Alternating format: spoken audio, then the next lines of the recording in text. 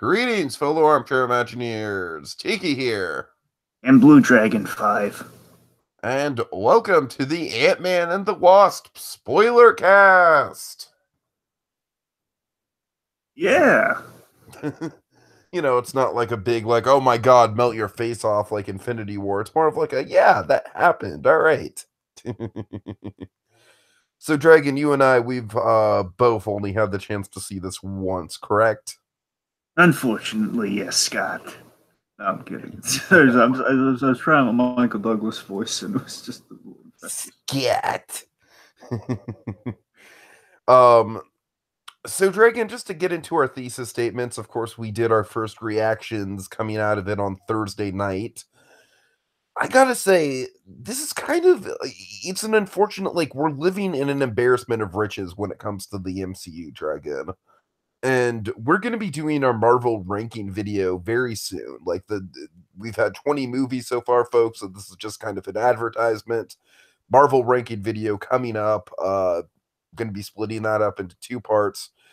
Dragon, I gotta say, Ant-Man and the Wasp isn't in my bottom 5 for the MCU, but it comes pretty close to being in my bottom 5.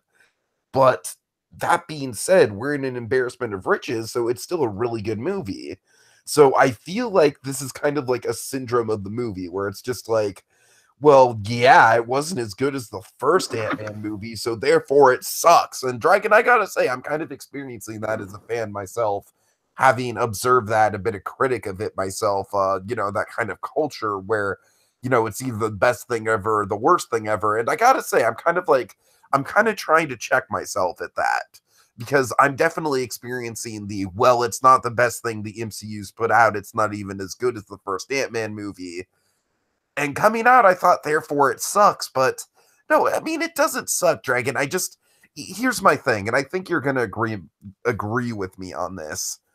Ant-Man and the Wasp is the most sequel-y MCU sequel to have ever sequeled. Huh. So you follow me on that? You might want to run that one by him real quick. Just one more. So it's the okay. In layman's terms, it's the MCU movie that feels the most like, well, here's the stuff you like in the first movie, and we're gonna do it again. I see where you're coming from on that. I would. That feels the most like a. I can't say it feels the most like a Spider-Man 2 because it's a good movie, but come on, let's not mince words here. But it feels the most like what superhero movie sequels were like back in the day. Like, let's call it like a Batman Returns or something. You know what I mean? I don't know. I'm not doing good with my analogies here, Dragon, but you get what I'm trying to say. Like, basically, this is very much kind of like, it's the most samey that we've gotten from the MCU in terms of I didn't really feel a huge progression here. I just felt like, yeah, it's more of the same. It's like, you like all the shrinking and growing stuff from Ant-Man and Civil War, that's in the movie. You like the Hank Pym dynamic, that's in the movie. You like Michael Pena? Well, boy, oh boy, much like Quicksilver in Age of Apocalypse, we're going to do a watered-down version of what he did in the first movie. I don't know, Dragon. So, like I said, it's not bad. It's very middle of the road. And I gotta say, at this point, in a year with Black Panther, Infinity War, Thor Ragnarok came out in November. I love me some Guardians of the Galaxy Volume 2. We've been living in an age of premium, stellar Marvel content. And this is just good. And good isn't bad, obviously, mathematically good is not bad, but yes, Tiki, mathematically good is not bad. It's it's a good movie. It's just it's far from the best that the studio's released, and so I'm just kind of like comparing it to other stuff that the studio's done. It doesn't look as good. So, like I said, I admit that I'm being a hypocrite here because I admit I'm adhering to the whole "it's not the best thing ever, so therefore it sucks" complex. I'm wrestling with my emotions here, Dragon. You're making the ants cry, Tiki. But you yourself admit that at the very least, it's not as good as the first Ant-Man. Well, of course I'd admit that, sure, because I love the first Ant-Man. So I guess with that said, so look, I love being in Ant-Man's world and exploring the smaller scale of the MCU. I'm all for that. I love that. Love doing that. And this film reflects those aspects and continues the story. It's lacking in a few areas, certainly, and we'll get into that. But what sequel doesn't at times? I just think this is kind of like in the grand scheme Spider-Man of superhero. I'm sorry. Spider-Man 2. I'm sorry. You're saying that to? No, I'm saying you asked what sequel isn't lacking at times, and I'm saying Spider-Man 2. Oh. You Well, I mean, look, okay, Mr. Wise Guy. Yes, there are sequels that don't lack. I'm aware. I'm just saying collectively we've know I had. have a love affair with Spider-Man 2, trying it all right. Look, I mean, look, you think it's okay, Mr. Clever. Yes, there's the Dark Knight as well, and there's Winter Soldier. I I get know. it. And Winter All Soldier, right. of course. I'm saying, okay, my just completely just imploding my thesis. Thank you very I'm much. sorry. I'm sorry.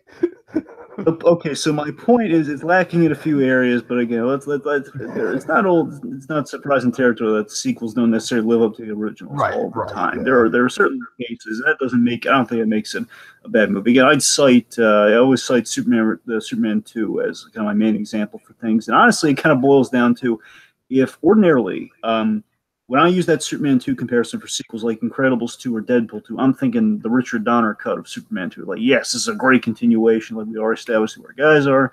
New story. Yes. This is more the Richard Lester theatrical cut of I can Superman 2. totally This is sign more off so. on that, Dragon. That's a good comparison. Because that's what this is. Like, this is good. We have some cellophane S here and there, but this is still good. We That's definitely essentially have how. some cellophane, yes. That's what I sent. That's essentially what I feel about Ant Man the Wasp. I mean, Lester's thing is still, still good, and it was still Superman. It still was, it's resonated in the culture. It's like when people think Superman 2, your average Joe is going to think of that before they think of the Donner cut, unfortunately. And it's like again, it's maybe a little rough around a few edges. I say a few very specifically because I think there are a few tweaks if they made in the movie. I think it would have elevated it to a point where again it would have been a little. Again, it's good and there's absolutely nothing wrong with good. I think it could have been a little better, but I still again it doesn't surpass Can we the love just of say, Ant like, the Man. main elephant in the room, like the main problem in the movie, just so we're not dancing around it for an hour and a half? I kind of Uh feel like it's worth addressing up front, honestly. Fine, a little. Just we'll get into it a little right now. Is All right, what just to put it simply, folks, Walton Goggins, he's a world class actor. He's a great talent, but his character, you could cut him out of the movie and it'd be a better, tighter script. And let me say this: when we get to cons, I have an idea that I think really would have fixed all that. But we'll get there. I don't mean this to my own horn. I'm saying something really occurred to me that was it's kind of a no brainer with the characters that they used for this movie. Like, yeah, why didn't we do that? But anyway, Uh-huh. so on the So whole, though, just generally speaking, like when we say the specific problems we have with the movie, we're mostly talking about Goggins. true. It's mostly Goggins and just very small, small stuff, but small Yeah, stuff small that's stuff kind of. here and there. Yeah, but But again, small stuff that in the whole, and I guess this will end up my thesis here again. It's small stuff that no pun intended, sorry, but small stuff that on the whole makes it not as good as Ant-Man. So it's not just like a preference to the first Ant-Man movie, which I still have regardless. I would have had a preference, even if this movie's great. I still probably would have had a preference to the first Ant-Man, but it's just kind of a sort of like, yeah, it just doesn't like the first Ant-Man just feels like it's hitting every point that it needs to hit, and it's just feeling, yeah, I this mean, is I all. call this movie the Thor: The Dark World of Phase 3, and I honestly still kind of stand by that, even though it might sound harsh. That still But sounds kind of harsh to me. honestly, Greg, the only reason why I say that is in comparison to everything else we've gotten in Phase 3. Phase 3 has been amazing. Like, Phase 3, every movie that we've gotten in Phase 3 has pushed the bar to a certain extent, except for this one. All right. All right. So I guess getting into backstory then. Yeah, go for it. All right, folks. So here's the backstory. Okay, so everybody had a blast making Ant Man, and of course, seeing Ant Man as well. So Ant Man did. Except for maybe Edgar Wright. Well, I'm getting there. Sorry. So, everyone had a everyone had a blast making Ant Man. When Peyton, yeah, once again, you got to remember Edgar Wright for the most part. He wasn't really in the director's chair as much as everybody thought he was. He was slated to direct, and don't get me wrong, I think the most that he He directed still was had probably credits all over the first movie too. You know, he did. I'm saying I want. it's I'm not saying like a Ford and Miller where they're just shunned from the credits, never to be spoken of again. sure. I'm saying his stuff was mostly pre-production process, like the uh writing and the construction and the all the plot stuff. And he was involved. And from what I understand, I think he shot that one scene of the test footage for Ant-Man. So I think that's the most that he actually shot. But again, I'm still convinced that he came up with the Louise storytelling device, but that's just a fan theory on my end. so the point is that Edgar. So this is the first movie that we're having like full. Peyton Reed onwards when they were shooting the movie, everybody had a blast making it, and Peyton Reed, he had set like his. If anyone's curious, the breakdown mainly was this, and this is the interesting thing going in Ant Man and the Wasp is that this is all Peyton Reed now. This is like all the guy who took over without kind of the training wheels that was Edgar Wright. Edgar Wright's the big training wheels that really kind of ushered in the first Ant Man movie, where basically was basically the heist concept. Basically, the heist, again, unofficially, the Luis thing can't really get confirmation on that, but the point is the heist and the Hank and Scott Lang dynamics. So all of that was all Edgar Wright. So all of that constructually. So the main plot of Ant Man was Edgar Wright. Mhm. But stuff like the quantum realm and stuff like seeing Janet, for example, the whole Janet Van Dyne, the flashback to what happened to the original Wasp, that was all Peyton Reed, and that's kind of where we continue this movie with. So he set seeds of the quantum realm and saving Janet Van Dyne, the original Wasp. So all of that was kind of the seeds that were planted and laid in the first Ant-Man movie, and that was all kind of Peyton Reed's doing, and we were able to see those seeds kind of flourish in this film. And interestingly, Peyton Reed, I found this out recently.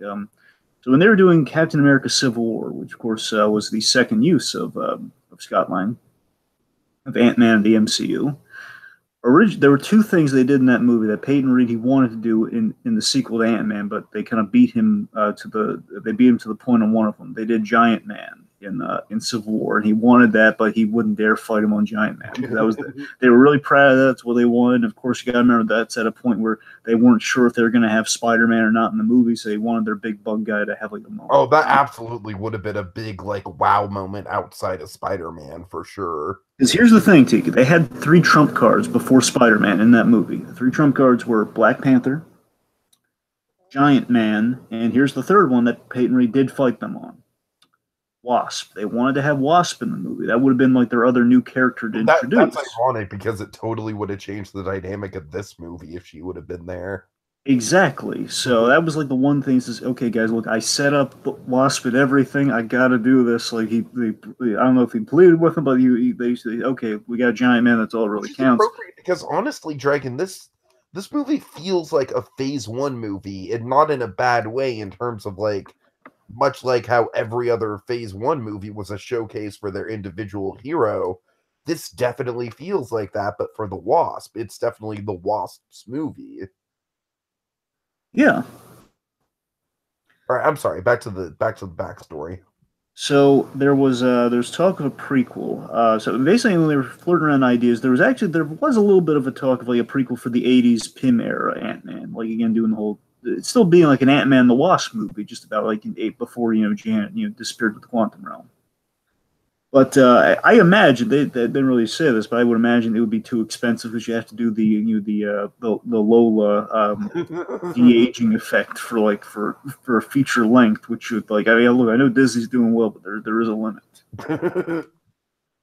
So probably would have been too expensive. And I mean, it's a no-brainer. We got to do sequels here, man. We're we're not going to flirt. We're kind of moving forward in the Marvel track here. But honestly, I'd be really interested to see because Marvel, the MCU is a place where stories set in the past are very interesting because of course we've seen what I love a Howling Commandos movie or something like that. Of course, Peggy Carter, young Howard Stark. There are tons of stuff that they could do. And then again, Marvel. Of course, we've already set up, and we're going to see this really explored with Captain Marvel. We've said like the '90s era of Marvel is like all. By the way, Dragon, did you hear that they are doing digital re-enhancements to Sam Jackson and Captain Marvel? So that might be our first taste of what a feature-length character is going to be like with that sort of technology. That'll be interesting. And again, it's a character who probably, again, it'll obviously be Captain Marvel's movie. So doing with the supporting characters, probably the building blocks before we do it with like a main character. So again, we're getting there. Uh-huh. And yeah, that's the thing. Where again, the MCU, it's very interesting. Of course, the '90s era of the MCU is where all the big, bad, horrible stuff happened. So that's where like all the negative things happened in the early '90s in the MCU. So I mean, last I heard, Captain Marvel was set in the '90s, but I think I don't know if they've changed that to the '80s. I think everyone's kind of mistaken the original '90s. I still heard the 90s, but I could be wrong. It was announced as the '90s, but I keep hearing people say '80s, and I just wonder if maybe they're flubbing that, or if they actually mean it's been changed to the '80s. We'll see, because again, Wonder Woman's at the '80s. So I hope they stick with the '90s, I just do not just too, for yeah. not just for that reason. I'm just saying in addition to that reason. Like again, stick with the '90s, guys. We've And already also, established all the I bad mean, stuff. to be frank, I grew up in the 90s, so that's That's what I'm saying. There's a lot of great reasons that's set in the '90s in yeah. the MCU. So the point is, again, less prequel talk. They're going more in the sequel direction as a no-brainer as that is. Like, hey, let's do the Wasp. So this time around, again, there's no Edgar Wright skeleton, no Edgar Wright training wheels, ground up story from Peyton Reed. Wasp was the big sell, as you can imagine. Of course, this is one. It's a duo. It's kind of a first, so like kind of doing a duo in the MCU is kind of your big sell line, and not only a duo, but the first female superhero in the title. Mhm. Your title female superhero character in the MCU before Captain Marvel. Very interestingly, before you have your headliner That is next year. interesting. I didn't even think about that.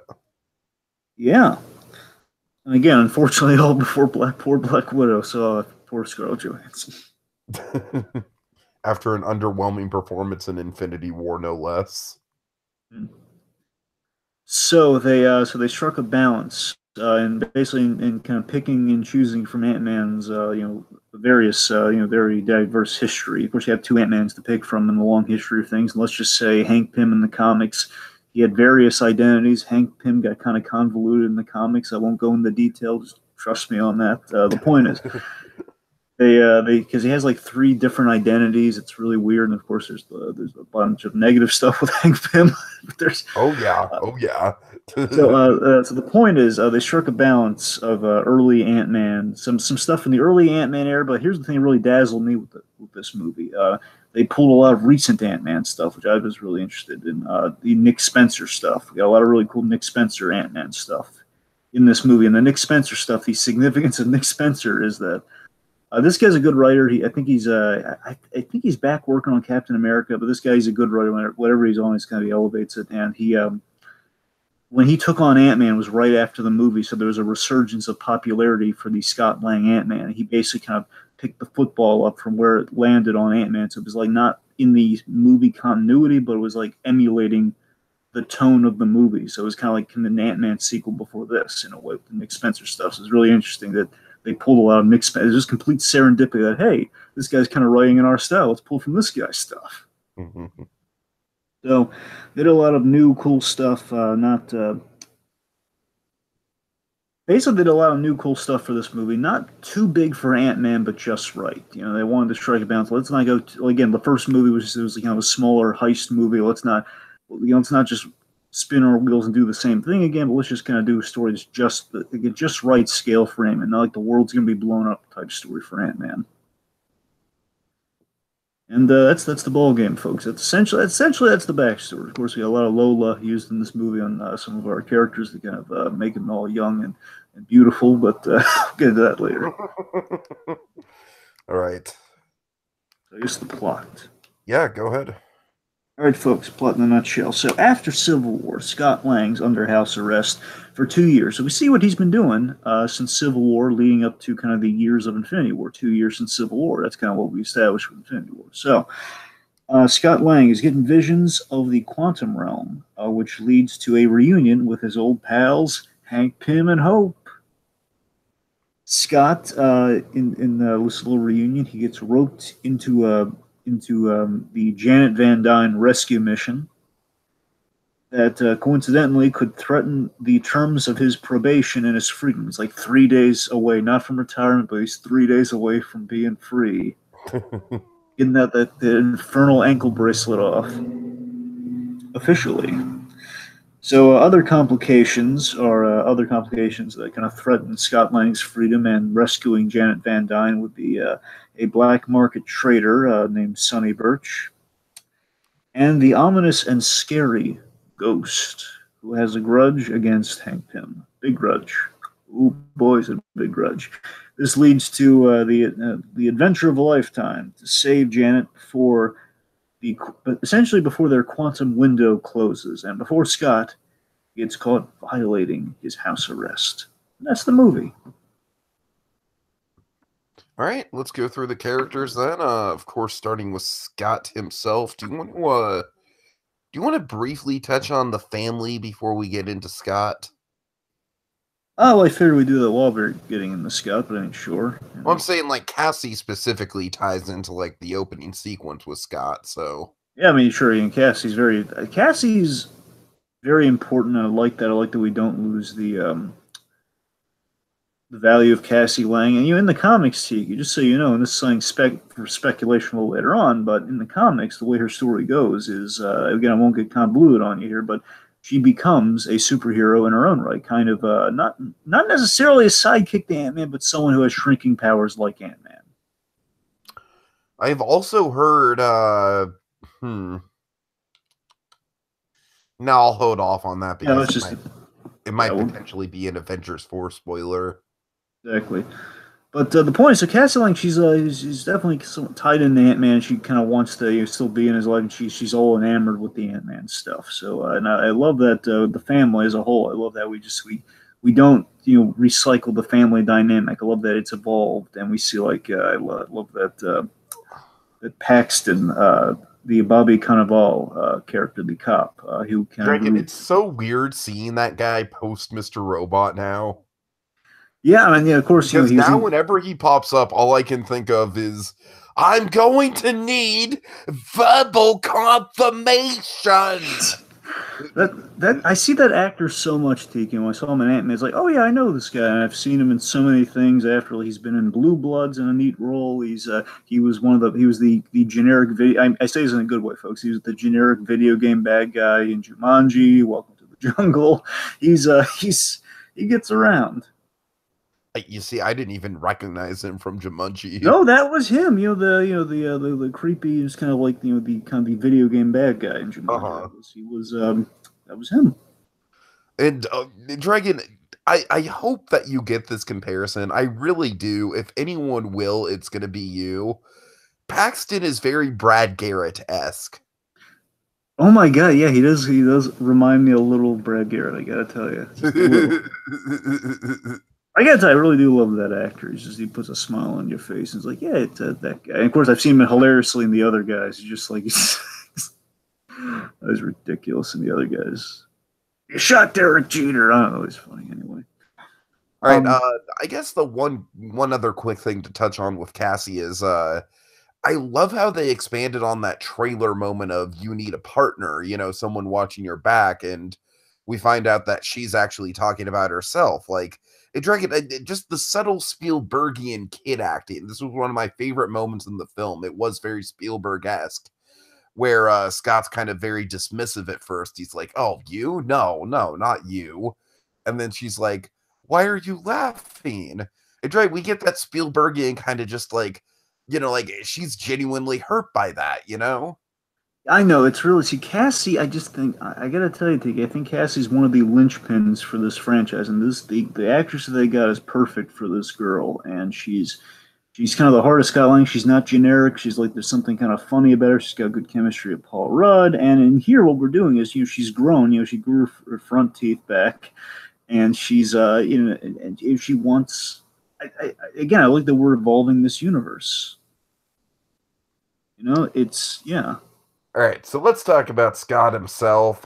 Definitely he remains an MVP of the MCU as a whole, I think. Paul Rudd is just like, he's so, Dragon, we always joke about the whole idea of like an MCU road trip movie, and I definitely think Ant-Man, needs to be basically, folks, if the next Avengers movie after Avengers 4, if they want to go small scale with it, if they want to be like, you know what, we're going to have a light tone with it. Ant-Man road trip movie. That's all I'm saying. Imagine this. Imagine this. All right, I'm going to lay this out for you here. Okay. So, Disney is making big cutbacks because they bought. Let's just say, I think the deal is officially going through. Just in case it hasn't, the point is like, let's just say theoretically the Fox deal goes through, but for some reason it's like, we used all of our collateral, so for a few years we're going to have to before this deal gets returned, we're going to have to scale down all the Marvel movies. All right, we have to make cutbacks. So here's what we're going to do. Remember that scene that everybody loved in Civil War when you Cap, Bucky, and Sam Wilson were in the little tiny blue car. They go Yep, on a yep. road trip.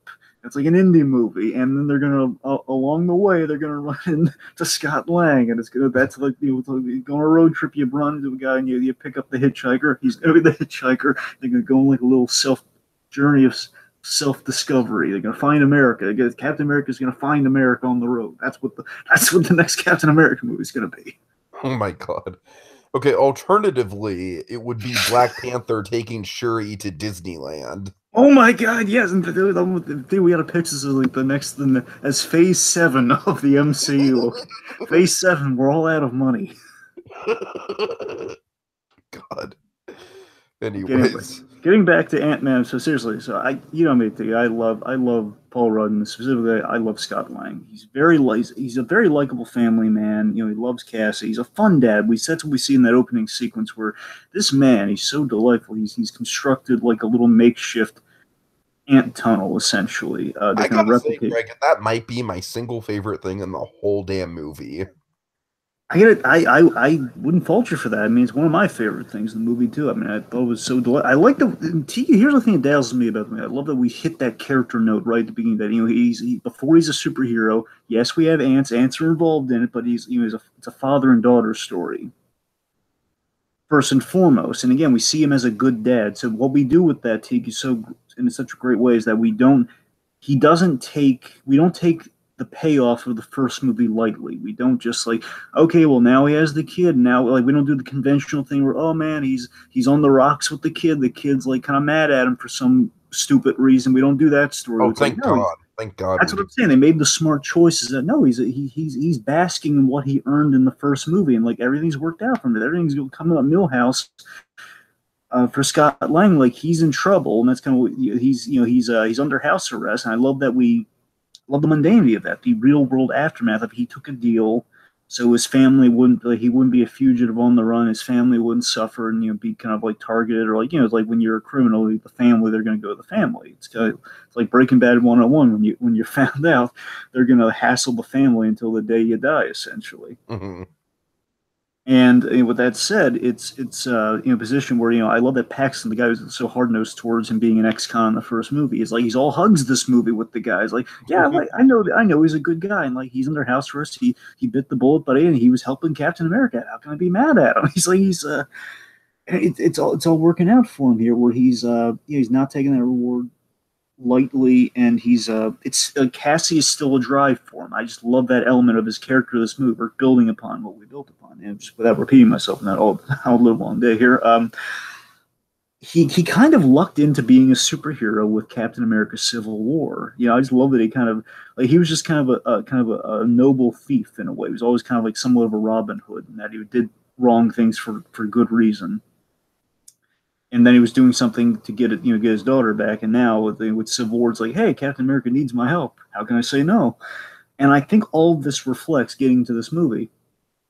Scott Lang, he has the instincts of a hero, and that's kind of what he's come to grips with at this point. Ant-Man is it's a hero. It's not just like an agent in the field. It's a superhero persona, but one that he doesn't look at himself as a superhero, but he comes to grips with the fact that he does have the instincts of a superhero, which is kind of good, kind of almost Netflix like. We usually dedicate like 13 episodes to a guy making that discovery, Luke Cage, in a good way, and we kind of have that here right off the Yeah, bat. what I like about his arc is it's definitely kind of like setting the tone for an eventual Avengers. It's like at this point I feel like Scott Lang even more so than Ant-Man, or I'm sorry, even more so than Spider-Man, Ant-Man. He's the fanboy of the Avengers right now. Essentially, yeah, he's Very lucky fanboy. So again, with the house arrest, again, one of my favorite ideas in the movie, and again, it's like again, like if we don't just have him be an ex-con, we have him be like someone under house arrest. I like we have that kind of handicap form character wise, and it's like a relatable. I'm sure some people have been on house arrest or something close, like a parole or something. There's always like we've seen that done in storytelling. You imagine something. If you're a reformed con, you're going to go through that. If you're trying to readjust to life, you're going to go through that little speed bump. It's like literally like a boot on your car. It's like a boot on yourself, essentially. Like, well, in that fun sequence from the beginning, the mundanity of he crashes through the fence, and his ankle bracelet has left the perimeter, which means the FBI agents are going to come. They're going to uproot and search everything. It's like it's mundanity. It's fun. So, what do you think of Randall Parks in this movie? Speaking of that. Well, I thought we were going to get to him later, but Oh, I'm sorry. I'm sorry. I thought we were. Okay, my bad. Disregard. well, Disregard. believe me, I have a lot of stuff. Well, not a lot. I've got stuff I want to say about Randall Park School. Okay. Okay. But anyway, so this is it's my opponent's the ankle bracelet. It's Marvel 101 of like of our characters living with consequence for heroic actions, like a Spider-Man Parker Luck affair here, where Scott does the right thing, he helps out Captain America, and now he's under house arrest, but he has responsibilities, and he has his daughter over, and he spices things up for his daughter. Like he took responsibility again. He made that choice to kind of turn himself in and make a deal. Where again he could have been on the run, probably been good at it, being with shrinking tech for all we know. In doing so, he's also taken responsibility. At no point is he trying to make excuses for himself here, but he's endangered his mentor and his girlfriend, but for a noble reason. Again, to kind of help the Avengers. Mm-hmm. And I think that speaks to his character. This is a guy who thinks with his heart, but not his head all the time. But again, he's got a good heart, and I think that's important. Like he's starting this small business, ex-con. The ex-con securities business, which again, when we get to the wombats, the trio of Scott's ex-con pals. We'll get there. I like that he's putting his skills to use. Where it's like the end of the Ant-Man movie, we're kind of ambiguous. Like, is he just going to continue being a thief? What's he going to do? Where okay, he's not going to be a thief, but he's going to be just kind of a guy using his thieving abilities. So of course he'll work in securities. It's a no-brainer. It makes all the sense in the world. Yeah, that's what you do if you want to walk the straight and narrow and just not take up a new trade.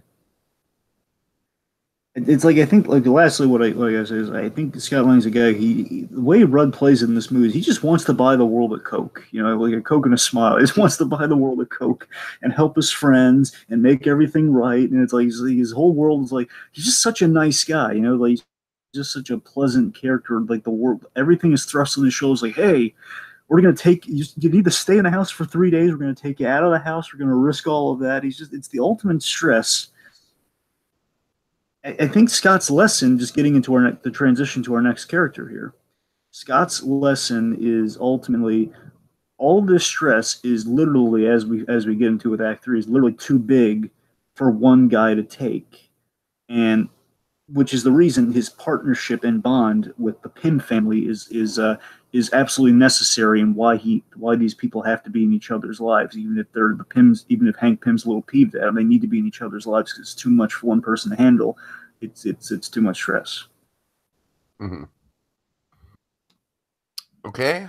So let's talk about the other title character here, and Dragon. What do you think of my Phase 1 comparison, where I very much feel like this movie, by all intents and purposes, the plot is like, I don't want to say the plot is filler, but the plot definitely revolves around our main heroine here. Of course, it's the search for her mother. This felt like a Phase 1 introductory movie just for the Wasp. It very much felt like a coming out, like, here's the character, like, this is what we're doing with her, but not in a big, like, Game of Thrones convoluted, like, world building type way like Black Panther was. I mean, it's more so in line with Doctor Strange, but I feel like it's even more Phase 1-esque because just structurally the way that the movie's set up. Well, I think if it's phase one, it's phase. I get that it feels like phase one, but it's phase one in a way that we haven't had before with phase one. So I kind of get what you're saying there. It's kind of it feels like it's definitely like kind of a coming out sort of. She's her first foray into the world Like, basically the movie itself, like, in the plot and the villains and everything, at the end of the day, it's just kind of an excuse to be like, hey, the Wasp is really cool and you should like her a lot. I mean, look, in all honesty, and I'm not saying this with any malice. I'm just saying as a point of comparison. If it's Phase One, it's Iron Man 2. In that we have War Machine and we kind of set her up kind of like War Machine. She's established, she's cool right off the bat, and we like her, and she has a good back and forth with our main guy. Therefore, it is kind of like Iron Man 2. And again, I don't say that in a negative way because again, I will defend Iron Man 2 within reason. I will defend it. Sure, sure. That's the thing. Again, there are no failing Marvel movies. Let's make that clear. Marvel Studios, these guys, they know what they're doing with movies here. I mean, again, sometimes you go like toward the dark world, but you can we'll get to that with our podcast. Sure. Anyway, the point is like on the whole, though, I think. Anyways, the point is getting back to the Wasp here. So Wasp. So Hope again. She's on a mission to reunite with her mother. And what I love about this Tiki and the storytelling with the Wasp is that it's similar to Scott's arc in the first movie. And I like how we're paralleling our stories here. We're like the whole Ant-Man franchise so far. Again, I say franchise, it's two and I guess a quarter movies if you count the whole, all the giant man. Right. That's the tricky thing with the MCU, right? When it comes to like laying out timelines for like how do you ingest a certain character's franchise, quote unquote. Because then you have like the Hulk, and then there's of course with Doctor Strange. Like, do you have to watch the scene in Ragnarok with Doctor Strange? And again, it's kind of important, so you kind of I would count that, yes, but yeah, exactly. So Right. I guess I'm getting to my point, but yeah, I love that the Ant-Man franchise is essentially it's a story of fathers and daughters. I love that it's a story about it's family overall, but I mean, because you also have kind of a big kind of father-son dynamic with Hank and Scott. It's kind of like we'll get to that when we get to Hank. I'm jumping the gun there. But my point is primarily it's a story of fathers and daughters, and just kind of like stories about parents and daughters, and it's similar to Scott.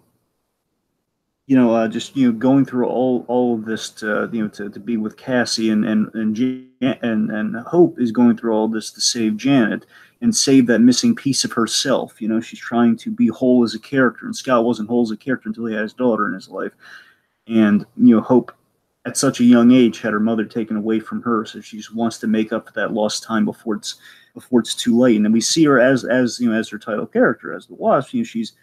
She's the perfect field companion, and we set this up very well in Ant-Man. That she's capable, she knows what she's doing, she's a better fighter, she's better at a lot of it than Scott Lang. She is a symbol of I think her being so good in the field and just being kind of the perfect other to Ant-Man in the field is a symbol of where she is from first Ant-Man to this movie, where it shows the growth between her and her father, that they got over their issues in the first movie.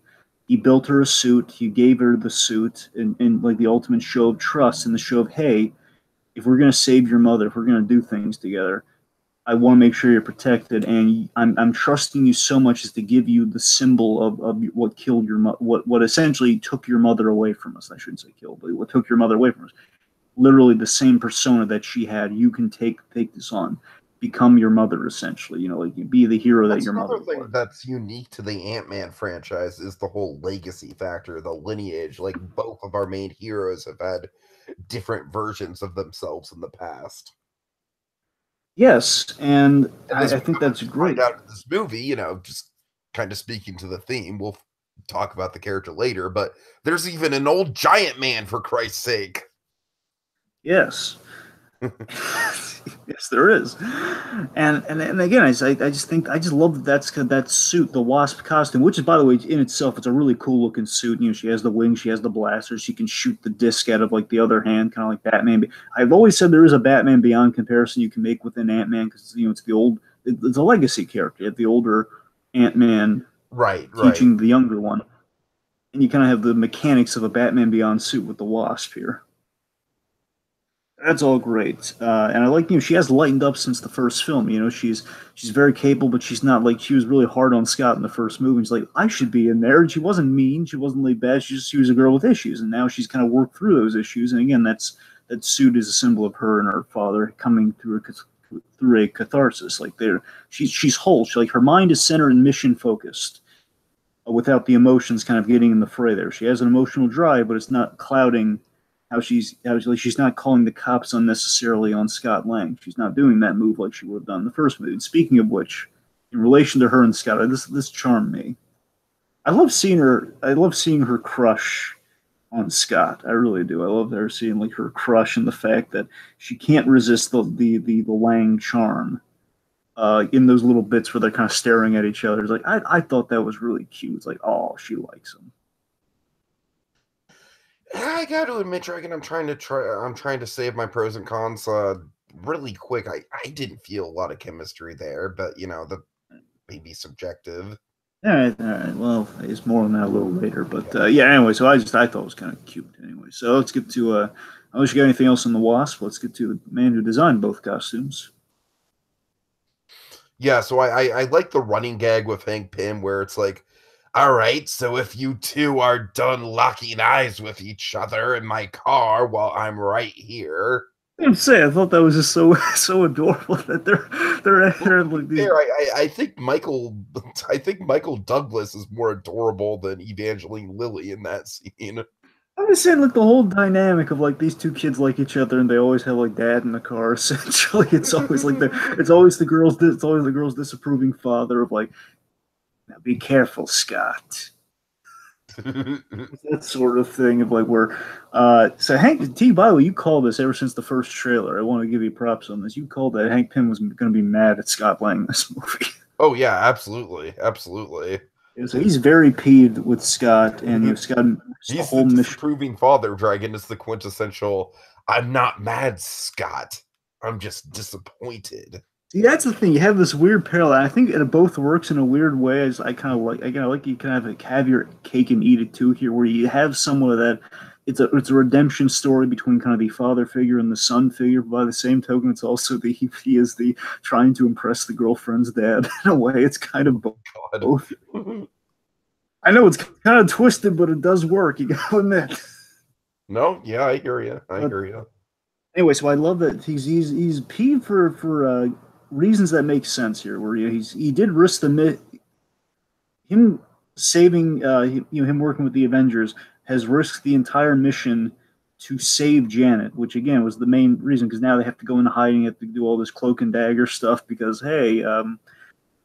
You had to go publicly save the Avengers. You had, of all things, you had to be giant. That didn't help. Had to be giant. The thing we tested in a lab once, you had to do, of all the little tricks, you had to do that, which put you on the radar. So I mean, I love that he's.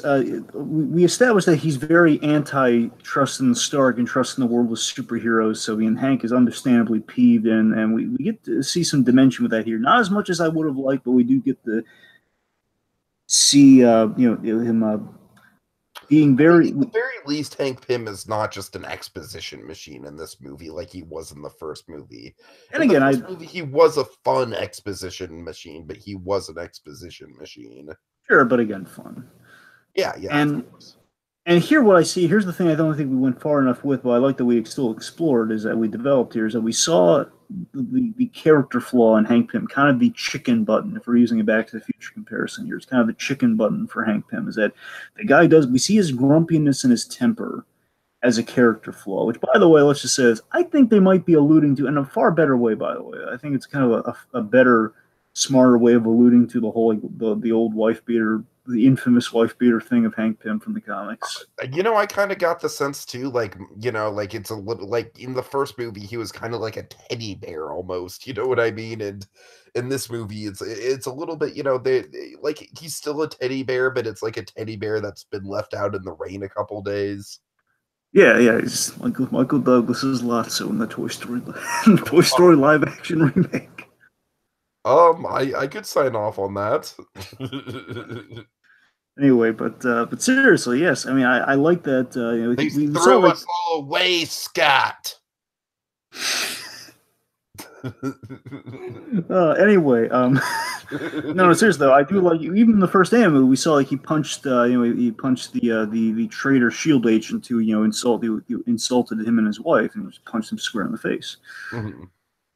And we continue that here, and we explore as a character flaw. He was a hard guy to work with, and I love this idea that we do cement here, where he was a hard guy to work with. It wasn't just the loss of Janet, but here's what really took the wind out of his sails: the fact that this guy could only work with Janet. She was his other half, much in the way that Wasp was kind of Ant-Man's other half in the field.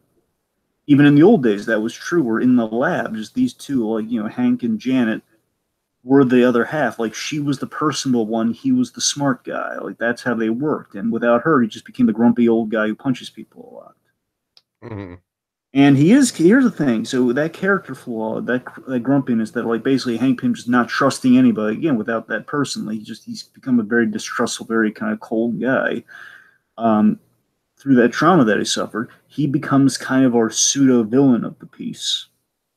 I say pseudo villain in the sense of he is. I mean, he's like the villain in the same way that Tony Stark is the villain in Age of Ultron. Precisely, which of course the irony of that is that in the comics, Hank Pym was the guy who built Ultron, not Tony Stark. So that's kind of funny. Right. But you see what I mean? Like he was a guy in pain who who blames himself for ruining his own family. He kept secrets from his daughter, and he lost he lost his wife. Uh-huh. And that's the thing. Like he basically him acting out, him just feeling kind of mad at the world. He treated people not in the way they should have been treated. And he kind of made other people's lives worse. Therefore, he's kind of our villain accuses him of being like the actual villain of the piece. Unfortunately, we'll get to this with cons. We don't do enough with that, and that's kind of a problem. But more on that later. But I like that there's a twofold redemption through in relation to Hank Pym. One, it's Scott trying to redeem himself, repairing the dynamic of again the father figure, the son figure. It's like I think Hank Pym views Scott as he screws up, but I love him. It's like he screws up, but I love him anyway. That's kind of how we view Scott Lang. It's like I like this guy. Again, it's the likability factor, or the Wasp. Hope can't help but like, oh, that guy's charming. I like him, and Hank's like, oh, I'm mad at him, but I kind of like him too. And he's like, he's stupid, but I like him. Yeah. That's kind of what their dynamic is, and the other redemptive thing is like he's willing to risk his life to save the life that he wished he could. Again, he wanted to go into the quantum realm. He's trying to kind of switch places with. Yeah, he gets some good action scenes in this one. He does, and again, like Scott, like willing to go into the realm to save a loved one, like Scott did to save Cassie at the end of the first Ant movie. So again, I like that I really like that is the kind of the catalyst for the whole plot of this one. I mean, again, I do like, at risk of a George Lucas reference here, I do like kind of the symmetrical, poetic nature of this. I'll spare you. All right, so speaking of kind of Shakespearean kind of poetic natures, let's talk about Ghost. Okay, so this is like the most phase one thing about the movie to me is the way that the villain is just like the villain is weak sauce, but it's kind of intended to be weak sauce and just to reflect the main hero. You know what I mean? Where it's like this movie in the whole development history, like Ghost was never going to be a Thanos or even like a oh, I don't know, help me out here. What's like a good MCU villain but not a great one? Off the top of my head, I want to say a big one, but I'm just trying to think of. I mean, the ones I like that you wouldn't agree with. I'd say maybe a cut above Ronan. I think that's where Ghost falls. Probably. She is a cut above Ronan. I'll give her that. I say that as someone who likes Ronan the Accuser. By the way, I'm saying I think she's like a little. But I would say Ghost is a cut above. But you see what I mean? Where it's like I feel like Marvel as a whole has kind of evolved past this whole like we're basically going to use the villain to kind of like shed some light on the hero's arc. But Ghost is kind of where we're at here with this.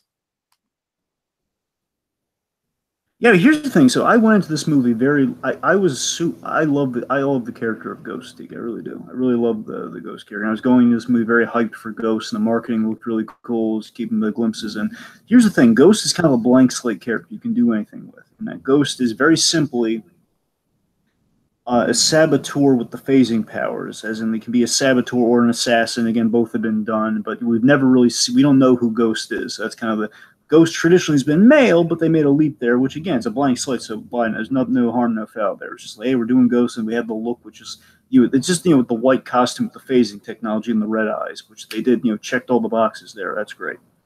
And what we did with Ghost here is, I think Ghost looks great. I think we have some welcome backstory. I like the backstory on Ghost. I really do. We gave a backstory to this mysterious character, and we made her father. This is a great deep cut Ant Man thing. I didn't know this when I was watching the movie, but I looked into it afterwards, and it blew my mind because I knew about this character. I didn't know this is who this character is supposed to be, though. That Ghost's father, Ava. We learned that her name is Ava Starr. And again, I when I was watching the movie, I was like, Starr. Why don't I know that name? Beat me, because again, they added her to another character's kind of mythos here, where her father was named Elias Starr, the scientist who came up with the phasing technology that Hank Pym kind of shut down and everything. And this guy, Elias Starr, and the actor they cast for him, they cast someone Tiki and I'm familiar with, Michael Cerveris, or Cerberus, however you want to Yes, pronounce it. yes. So, Professor Pig from Calls him Gotham. Cerberus, so I'm going to go with that because he's actually seen the man live. All right, I guess. All right, fine. Service. So the point is, as Service here, a good actor. Of course, we loved him as Professor Pig on Gotham, and he's just this good actor. And here's the thing, look wise, Jim. So here's who this character was. Tiki. He was a kind of a big, ridiculous Ant Man villain. One of the arch enemies for Ant Man. One of them, Egghead. Oh yeah, I've heard of Egghead. Okay. That's the thing. He was Egghead, and it was like blew my mind. Like, oh my god, that's the. He looks just yeah. That was great. Here's a weird comparison. The motivation to Ghost and the backstory and everything and the way it was presented, a little bit in kind of shades of Incredibles 2, a little bit. I can see that, but again, I would also defend the villain in that as well. But No, I'm not talking trash about them in either case. I'm just saying the way that it was revealed and presented, and the whole like the dark backstory and the grudge against the main character. You know what I mean? right, right. All right. And that's the thing. So what I really loved here, and this is the thing that kind of checked my big box with Ghost, what I really wanted to see, and they did this, and they added like another level to it. Like, oh my god, that was great. Where we got the saboteur and assassins thing that I really wanted, where she was basically used. She was found by Shield, and they used her phasing ability as like an operative in the field, as an agent and assassin at times. And she does kind of have a Winter Soldier quality when she first shows up, because she shows up like in the middle of an action scene, like, oh my god, what is this character now? I know, and that's the thing that really dazzled me about Diggy, where I love that we basically used kind of the spy, and she's like a spy slash asset. Again, I say asset in the sense of, again, it's probably saboteur. They didn't say saboteur, but I'm saying like she's probably going in and like taking stuff and just phasing through. Like she'd be very valuable for like doing kind of kind of espionage stuff, I'd imagine. Which again is what the Ghost character does a lot of time, corporate espionage usually. So what we did is, I love this idea they kind of suggest here is that she was found by Shield, and when Shield went down, that implies that if she did anything evil in the field, like did any kind of classic Ghost stuff, that's because of the Hydra agenda. She could have done really bad things because Shield was secretly Hydra in the MCU. Right, right. That blew my mind. I was watching like, oh my god, that's a great layer. That's how you do that in the MCU. Yes. And that's how that's how we make Ghost kind of this. I'm glad you bring that up, Dragon, because I feel like this movie does do a good job of like, there's continuity aplenty in the MCU with this movie, but at the end of the day, you don't need to know any of it to have a good time and to follow it and to enjoy it. Yeah, and I love that now she's free because the fall of Shield, and again the whole Shield Hydra thing. If you factor in there, if you do, it kind of adds another layer of sympathy. Where again she was kind of used as a tool by good guys and bad guys, and that means again she's kind of walking that line. She's not all good, but she's by no means all bad because again she was used by And people. honestly, Dragon, at the end of the day, I kind of feel like that's the big downfall of her character, and that's why people are reacting as mixed to her as they are. Because ultimately, she's not really a villain in the movie at all by the third act. And I absolutely get what they were going with her thematically. My one issue is, by the third act, all we have is some blithering Southern Texan stereotype idiot to worry about. It's like I kind of feel like the tension gets a little deflated by making her a little. I think we get. I feel like we definitely needed to get to the point where we're at with her by the end of the movie. Sure, I just feel like we kind of got there a little too fast, and it left us with a third act of like, well, all right, that situation's cleared up. Well, I'll say we'll get there when we get there. Let's say there's something they could have done with Ghost that I think basically I love everything to do with her, but we're lacking something. I feel if they added that, then we could have she's lacking something and it shows, and I think that's why people are a little sour on Ghost. Is like, yeah, we didn't give her that little edge, and more on that later when we get the cons and such. But Okay. right.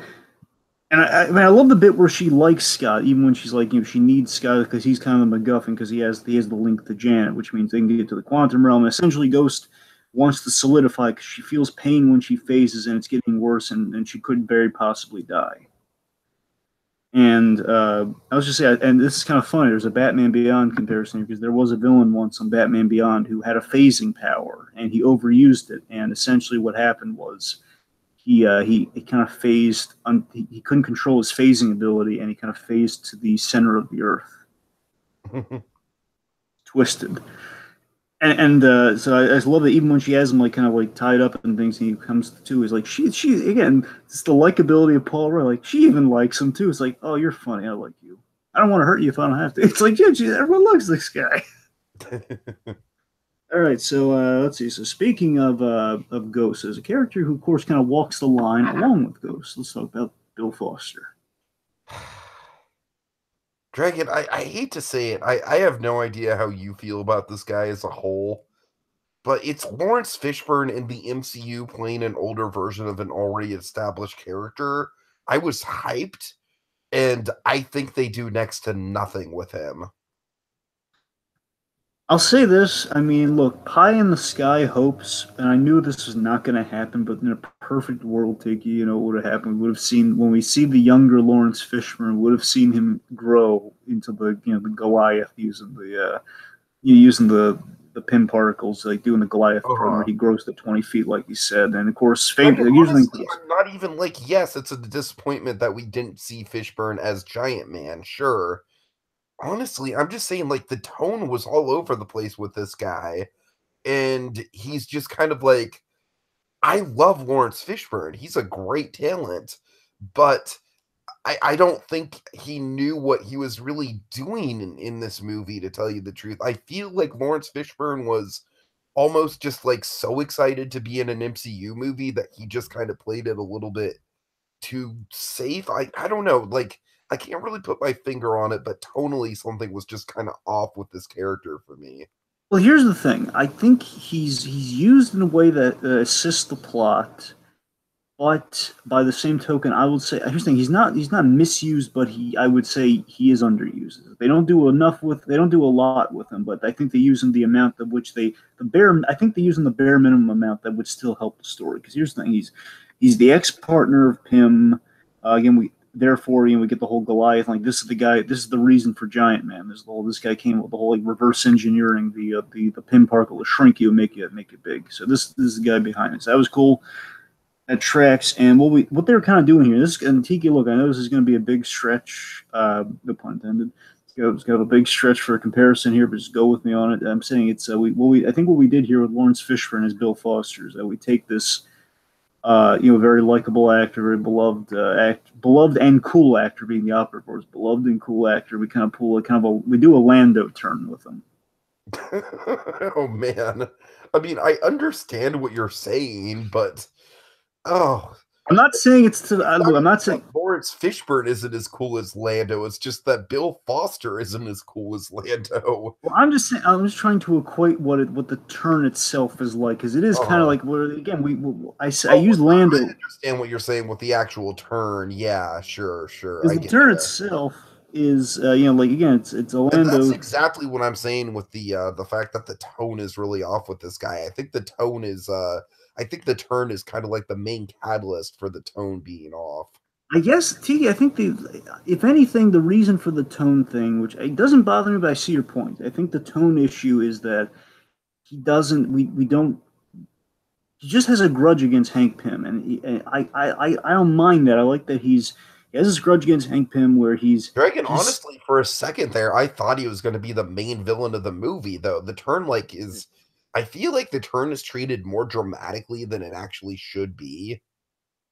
That's what I'm saying. That's what I'm getting at here is that he wasn't villainous enough, but by the same token, he had the point, and he did drive the point home where he's holding Hank Pym accountable for what he did, and that he ruined this girl's life, and he was he's the kind of the conscience for the Ghost character, for Ava's character. But he does say there is a line. I do like this quality with him, where there is a line, and I like what we do with him. But I think you hit it on the head is that we don't have that dramatic villain point with him or with Ghost. We don't have like a point of he's done something bad here, and like it's like so Bill Foster, like his hands are still clean. He hasn't done anything really bad here. It's just tied him up. It's about the worst thing they did. Exactly. Yeah. In Ghost, if I'm right, and you can correct me if I'm wrong, I don't think Ghost, again, not counting what's in the field though, like not counting the field stuff that we just kind of had in that really cool like little mini sequence, like a Ghost of Shield files, like all that stuff. Um, I don't think Ghost killed anybody in the movie. Not that I can remember. Exactly. So, but I'm saying I think that's the similar issue that she and Bill Foster have. Like, we didn't really have a point of no return moment with them. Sure, sure.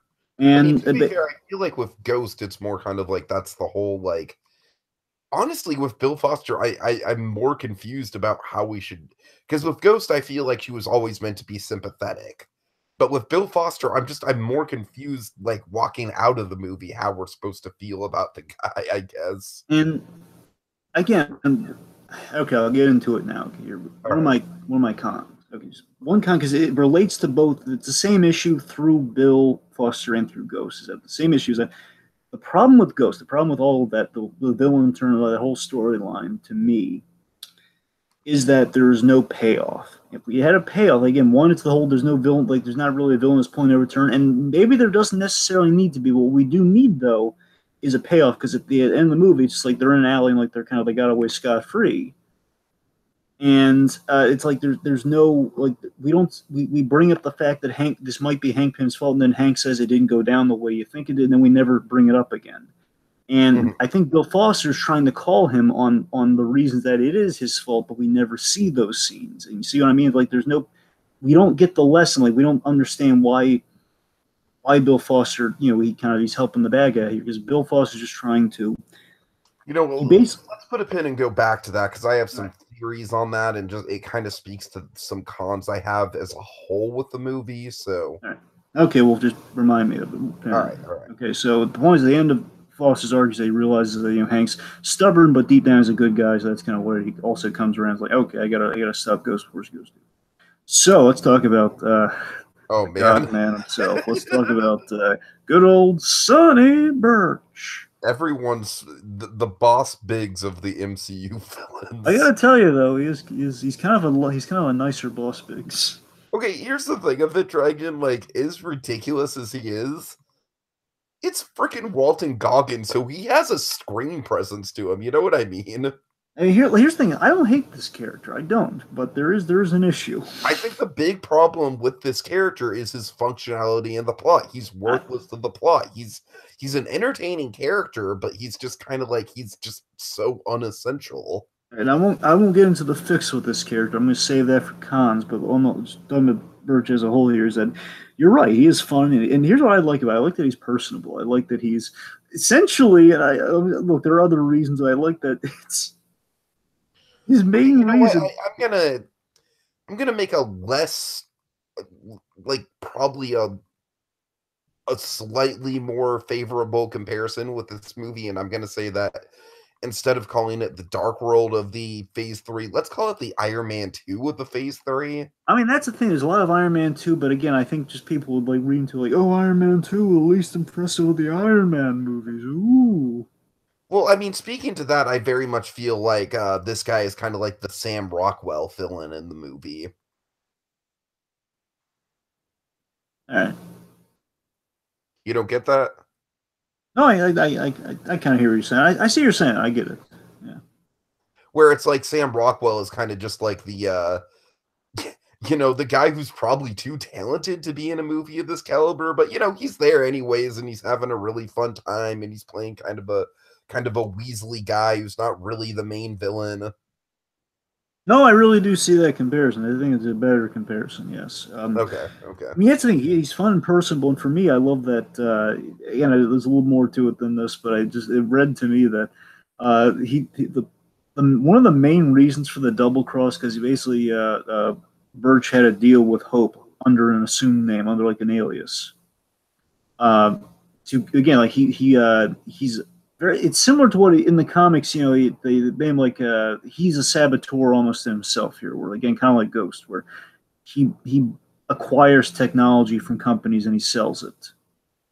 And you know again he's like an inside trader but of stolen technology from companies essentially that's what he is in this movie. And the reason for the doubling, they need the last part so they can complete the tunnel, so they can get into the quantum realm. And anyway, so it read to me that the reason he double crossed them, the reason he didn't give her the part was that you lied to me. I want, these relationships are built on trust. It's purely because she lied to him. Right, you're right, See, Greg. And I was kind of like, I was kind of chuckling in the theater at that myself. I was like, is that his motivation? Is that really how this is going to go down? which essentially means he's the Nick Ford of the MCU. Oh man. Oh, I think that's giving this guy a little too much credit. But in all On the one seriousness, though, I say that, but seriously, Tiki, he's all about pleasant. This is a villain, literally all about pleasantries. When he's very nice towards the three wombats later on, and he's really a nice guy in regards to business. Yeah, all right, all right. Anyways. I'm just saying, like he's all about. He offered, like, hey, sit down. Can I get you anything? He is really. And again, the bigger reason is that it's like, hey, this is really if it's coming from their real identities, that means it's really bad with technology. That's the real reason. But I'm saying, it really just seems like, hey, you lied to me, therefore I'm the bad guy. Mhm.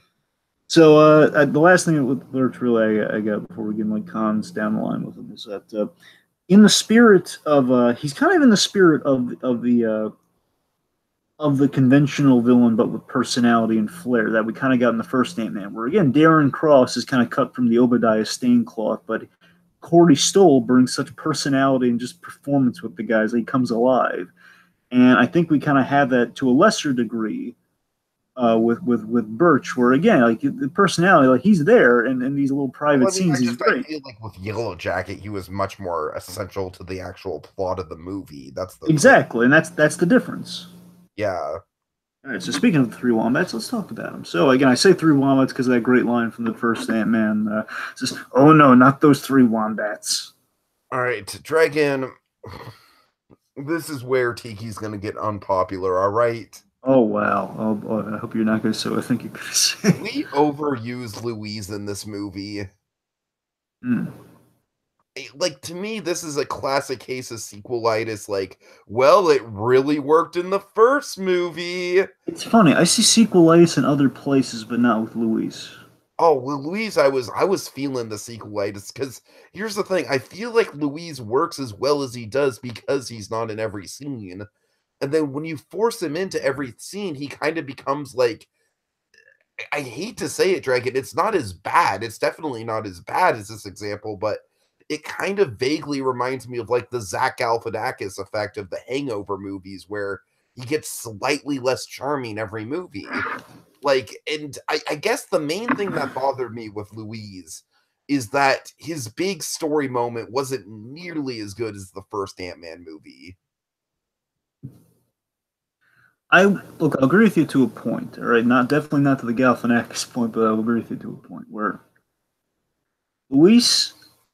I feel Luis. You're right. You didn't have like we didn't build to a big kind of moment with Luis, but I think we used him in an entertaining fashion. We just didn't build to something this time around. At least if we built to something, it didn't pay off as well as the first movies. I'll give you that much with Luis. I mean, he was in the thick of the action. We did involve him, and again, he was there, and he was was entertaining. He did help out. Just he didn't help out in like kind of a way that was all on his shoulders in a way where again, it's just like he was just kind of like delivering the big I thing. feel like he's the type of character where if there's too much of him, he kind of starts to get a little grating, and I kind of started to feel that way by the end of it. And I hate to say that because I feel like the character the character is like, it's one of those personalities where you need just the right amount of screen time. And in the first Ant-Man movie, he had the perfect amount of screen time. And like I said, Dragon, to me, it very much is a case of sequelitis here, where it's like Louise was one of the runaway fan favorite things with the first movie. So, of course, we need to cram in as much Louise as possible.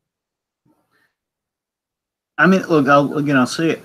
I wouldn't go as far as say sequelitis, but I will say I think in retrospect we may have used them a little too much. Like I think we could do too many phone call scenes with them. We call and then it's like, "Hey Scott, what's going on?" It's like, yeah, okay, maybe.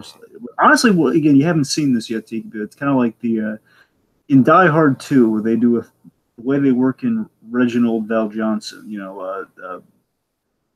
God, I forget the cop's name. I keep thinking of there's the actor, and then there's talking about, yeah, Carl Winslow from Family Matters. That guy. They work him in through a phone call, and that's kind of what we do a couple times here with Luis. But again, to be fair, they do more with them. Again, bringing back the whole Sonny Birchwell, the scenes with Sonny Birch, like the running gag with the truth serum, is priceless. I really love it. That is something I keep hearing people bring up. I guess to me, it wasn't quite as funny as I think other people found it to be, but I give it credit where credit's due. People are really genuinely enjoying that, so I mean, take that away.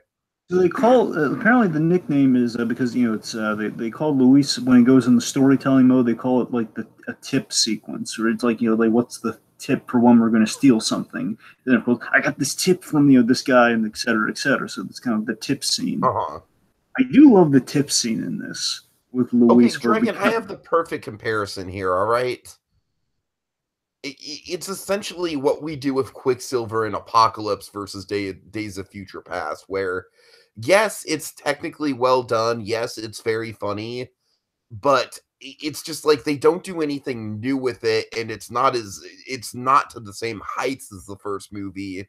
So therefore, for me, it just kind of feels like it comes off as like, yeah, all right, that's one thing we got to check off the list in an Ant-Man sequel. I don't know if like to the same impact I wanted it to have is essentially what I'm saying. We kind of amped it up this time because he has the truth serum, therefore he has no filter, therefore he goes all the way back to how we met. It gets sillier, it gets kind of fun. No, you're right. You're right.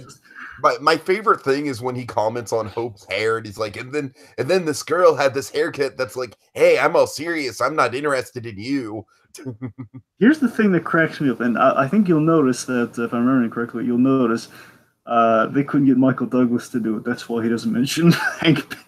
Oh God! Hank, because you gotta remember, on the whole, they had to find actors who were really good at kind of miming and kind of mouthing words. And of course, in this case, they went to we see Hope and we see Scott, and of course, in doing that, we're going to have those actors doing the best they can to lip sync. And I think they did a fine job. I'm just saying, Michael Douglas. I don't know if he's able to kind of capture the cadence of Michael Pena. But my point is, the thing cracked. I was dying at this bit here, where the scene at the end of the first where Hope and Scott kiss. We saw Luis's version of that, where they're making out in this over the top way in the hallway, where she's putting her leg up, and they're not even kissing.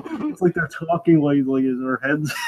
It's ridiculous and over the top. It cracks me. So anyway, with the other guys too, as well, of course, we got Dave the Small. Honestly, I'm sorry, but with Dave and Carl, I got nothing. They just blended into the background this time around. It's Dave and Kurt. Thank you very much. Kurt, all right, sorry.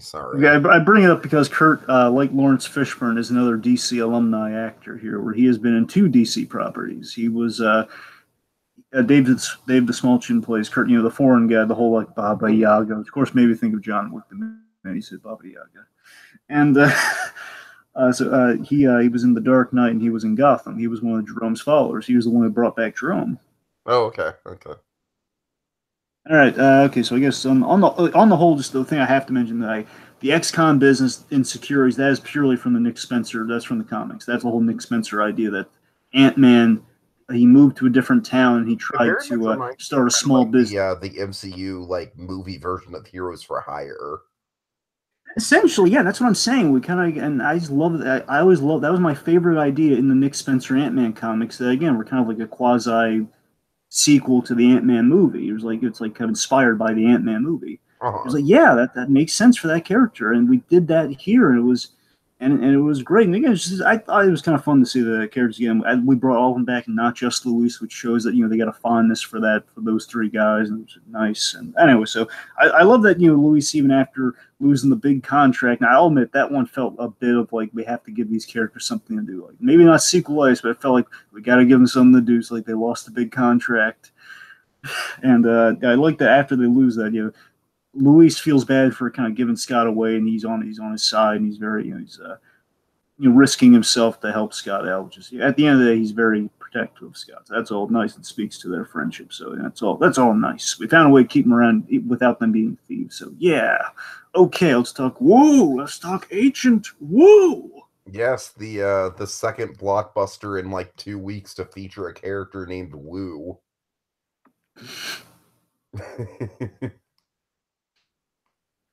I don't have much to say about this guy. I will say Randall Parks does have a very good chemistry with Paul Rudd, and all their scenes work together quite well. I think he's a very good foil for Ant-Man.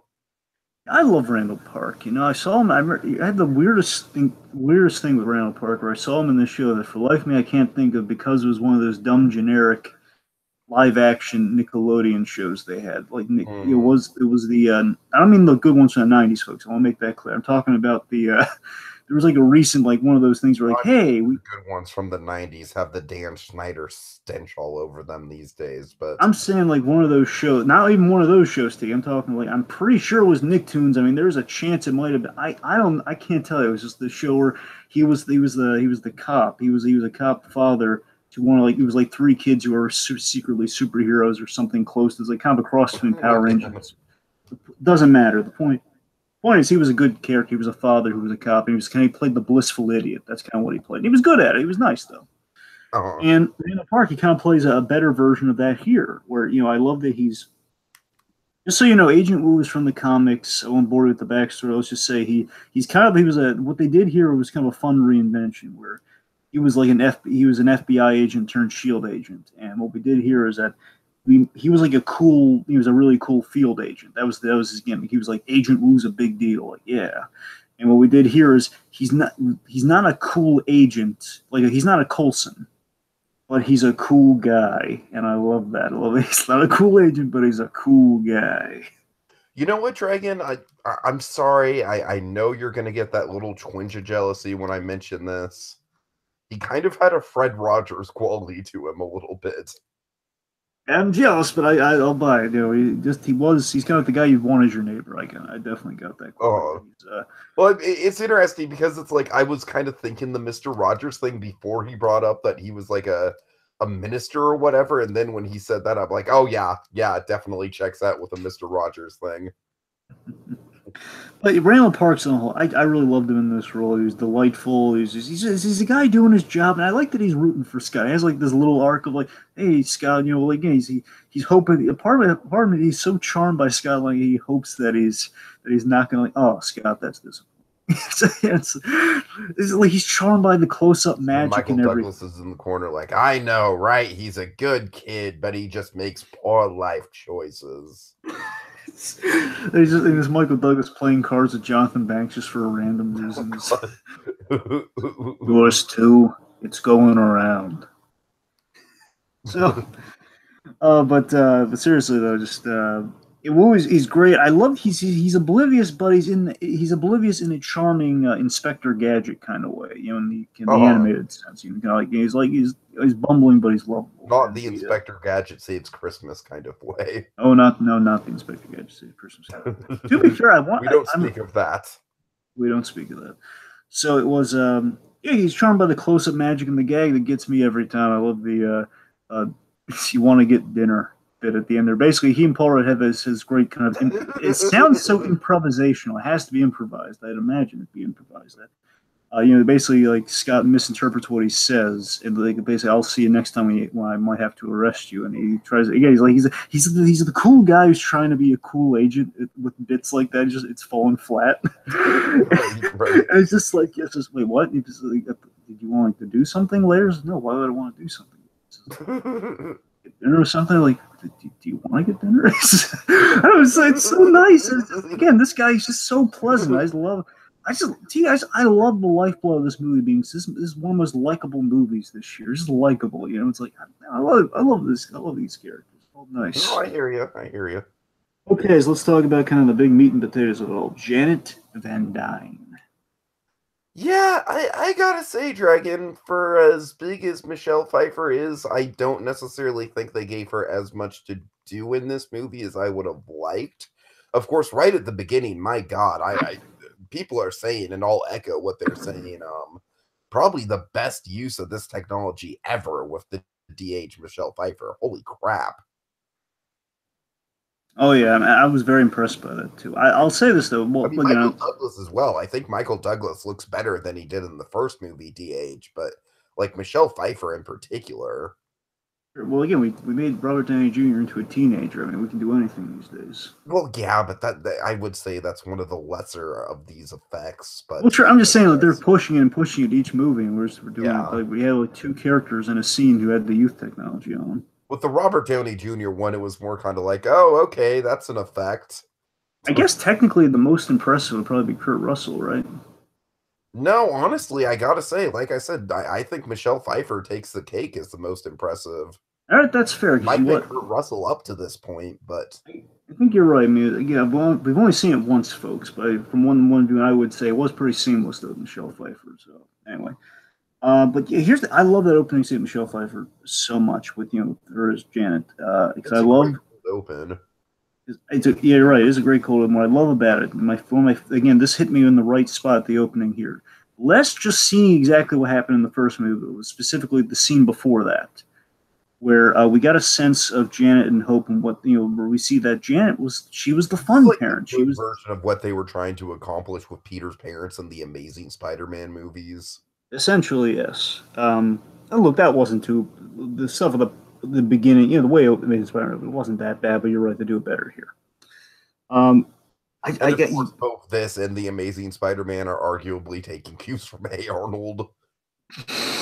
I mean, especially Amazing Spider-Man. I don't know about this, but especially Amazing Spider-Man. That specifically Amazing Spider-Man, because of course you had like the elderly kind of aunt and uncle, all that. Yes, it right, was. right. Okay, my point, what I'm getting at here is the note that hit me right, just right at the very beginning here, where I love this that we saw Janet and Hope playing hide, they're playing a game together, and like as Janet says goodbye to Hope, she's like pretending to fall asleep, she's all goofy and silly, and again, Michelle Pfeiffer's is great in that opening scene. I love her in that opening scene so much, and I love that what we see in this moment, Tiki, is that it's just like Scott and Cassie, and that she's the fun, goofy parent, like Scott is to Cassie. And again, we're getting that link. I go as far as to say this, Teague. I'm reading into this. I think there might be kind of like this is probably the wrong word for it. I think there's somewhat of like a Freudian.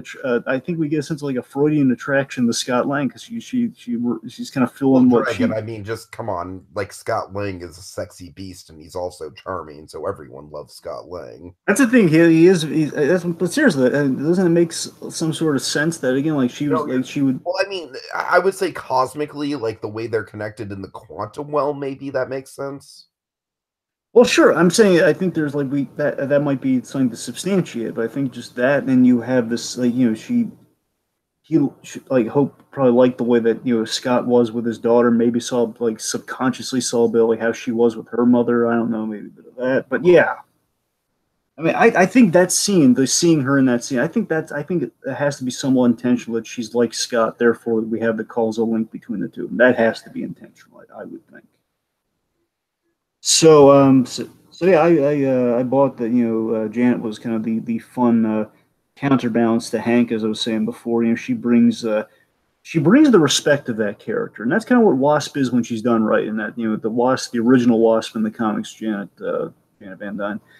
She was the fun one. She was like originally Hank's all business, and she was like all the fun lightheartedness and yeah, again, it's a fun reversal of like what that dynamic became in the comics infamously for a stretch. The whole the strike heard around the world. So again, we did a lot. I think even though she was only in like two scenes, I think we did a lot with those two scenes. And well, of course, there's a third scene, but it's a very unconventional, awesome third scene right in the middle. Oh yes, oh yes. Uh, so uh, So I'm glad at the end of the day, I'm glad she was, while she was used sparingly, I'm glad she was worth saving and not just like a mission. It wasn't like, oh, we have to save her. It was like, no, we want to save her. Yeah, and we'll see where they go with her in the future. I definitely think she's definitely gonna play a role. Hopefully. So, pros and cons. Let's Okay, pros. I think this movie did a lot of unconventional and creative stuff with the shrinking and the growing. I think that the way that they played with the ants was very creative. Of course, with the shrinking, I love me some pseudoscience and some shrinking tech. I love my gadgets, I love my toys here. I love, speaking of toys, we had literal. I just love that Hank Pym carries around this big Hot Wheels container with all these awesome shrinking cars in it. And of course, Dragon, I was thinking of you basically throughout the movie because I know you went gaga over the whole the Building. lab that turns into the rolling suitcase. I still can't get enough of that lab. I And love that it to the lab is like MacGuffin. basically like the main MacGuffin of the whole movie. Yes, it's just it's the life. I just love. We have a giant Ant Man at the end with just like he's grabbing like with his two fingers. He's grabbing this lab that is so important. He's like grabbing a building. Like, this giant man grabbing this tiny building that is actually giant. Great. And even like the not, you know, like the tunnel itself, I like how we see the tunnel itself, how we get to the quantum realm, and later on how we retrofit it into a van. Like that's all great. I love that. Here's the thing. Here's the kind of stuff I thrive on. Tiki. I love this. I love that when Scott wakes up and he's tiny in the main van, Hope tells him he can't get out of the car because it seals itself in and it locks the doors. And that's essentially what we've established with the rules of this universe, Tiki, so far. And again, this could always change in the future, but right now, I love this, you have to be in a suit or a within the shrinking vehicle. Otherwise, you would die if you were on the outside without a suit. Like if you took the helmet off when you were outside as a shrunken Ant-Man, you would die because your lungs can't process the air on that molecular scale. Hmm. I'm just saying, I love like those little lines, like you have the door. You cannot leave the doors, or else that was all great.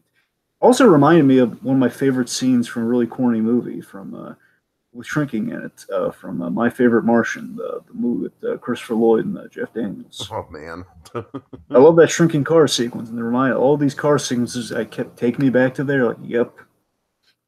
Thankfully, no bathroom scene, but yes. Of Uh, course, we've got to mention the highlight of the movie that we've been kind of dancing around, which is when Janet basically possesses Scott. Yes. Oh my God. So on the whole, Paul Rudd's performance is fantastic. He's still again, he's charming. He's the guy you want him to be, and his Michelle Pfeiffer is spot on. Because essentially, what happens, folks, is I Janet gotta again. admit, Draken, this is one of those scenes where when the scene first started, I was like, yeah, I don't know about this. Are we really going here? This seems a little too goofy. And then by the end of the scene, I was like, basically, Dragon, by the payoff of the scene where we have you know, like Michael Douglas like grasping Scott's arm. I'm like, okay, okay, that was good. That was good. I just, it's seriously, there's such a great balance of heart and comedy. They hit it just right. With this, could have been silly real easily, but it's just the fact that Hank recognizes, how his wife sounds, and he sees, oh my God, he just says, Janet? And, and basically, Scott turns, he brushes like the Hank's chin or something and says, oh, you. Oh, it's processing. It's a great scene. And again, it's so on the mind because he's committing to it. He's just putting on like a ridiculous scene. It's like he's acting like Michelle Pfeiffer, and he's acting like Janet, the loving mother they lost. And it's like these two people. It's like it's what they needed to kind of get past kind of the stuff with Scott. And they kind of like Scott as the bridge. It's kind of like a healing bridge in the movie in itself. It's like all of them on the same page and they're holding each other's, like holding hands and everything. It's like it's it's great. And just Paul Rudd sold that so well. It was one of the, honestly, it's probably the best acting moment in the whole thing. Probably. Mhm. It was great. And again, a gutsy choice. Like that thing could have bombed easily. So, and again, the whole causal link thing too. I like the call because of that sequence. I really like the causal link idea, and the fact they were both in the quantum realm. And yeah, I could buy it. So I could buy that pseudoscience. Speaking of pseudoscience, the other great sequence in the movie.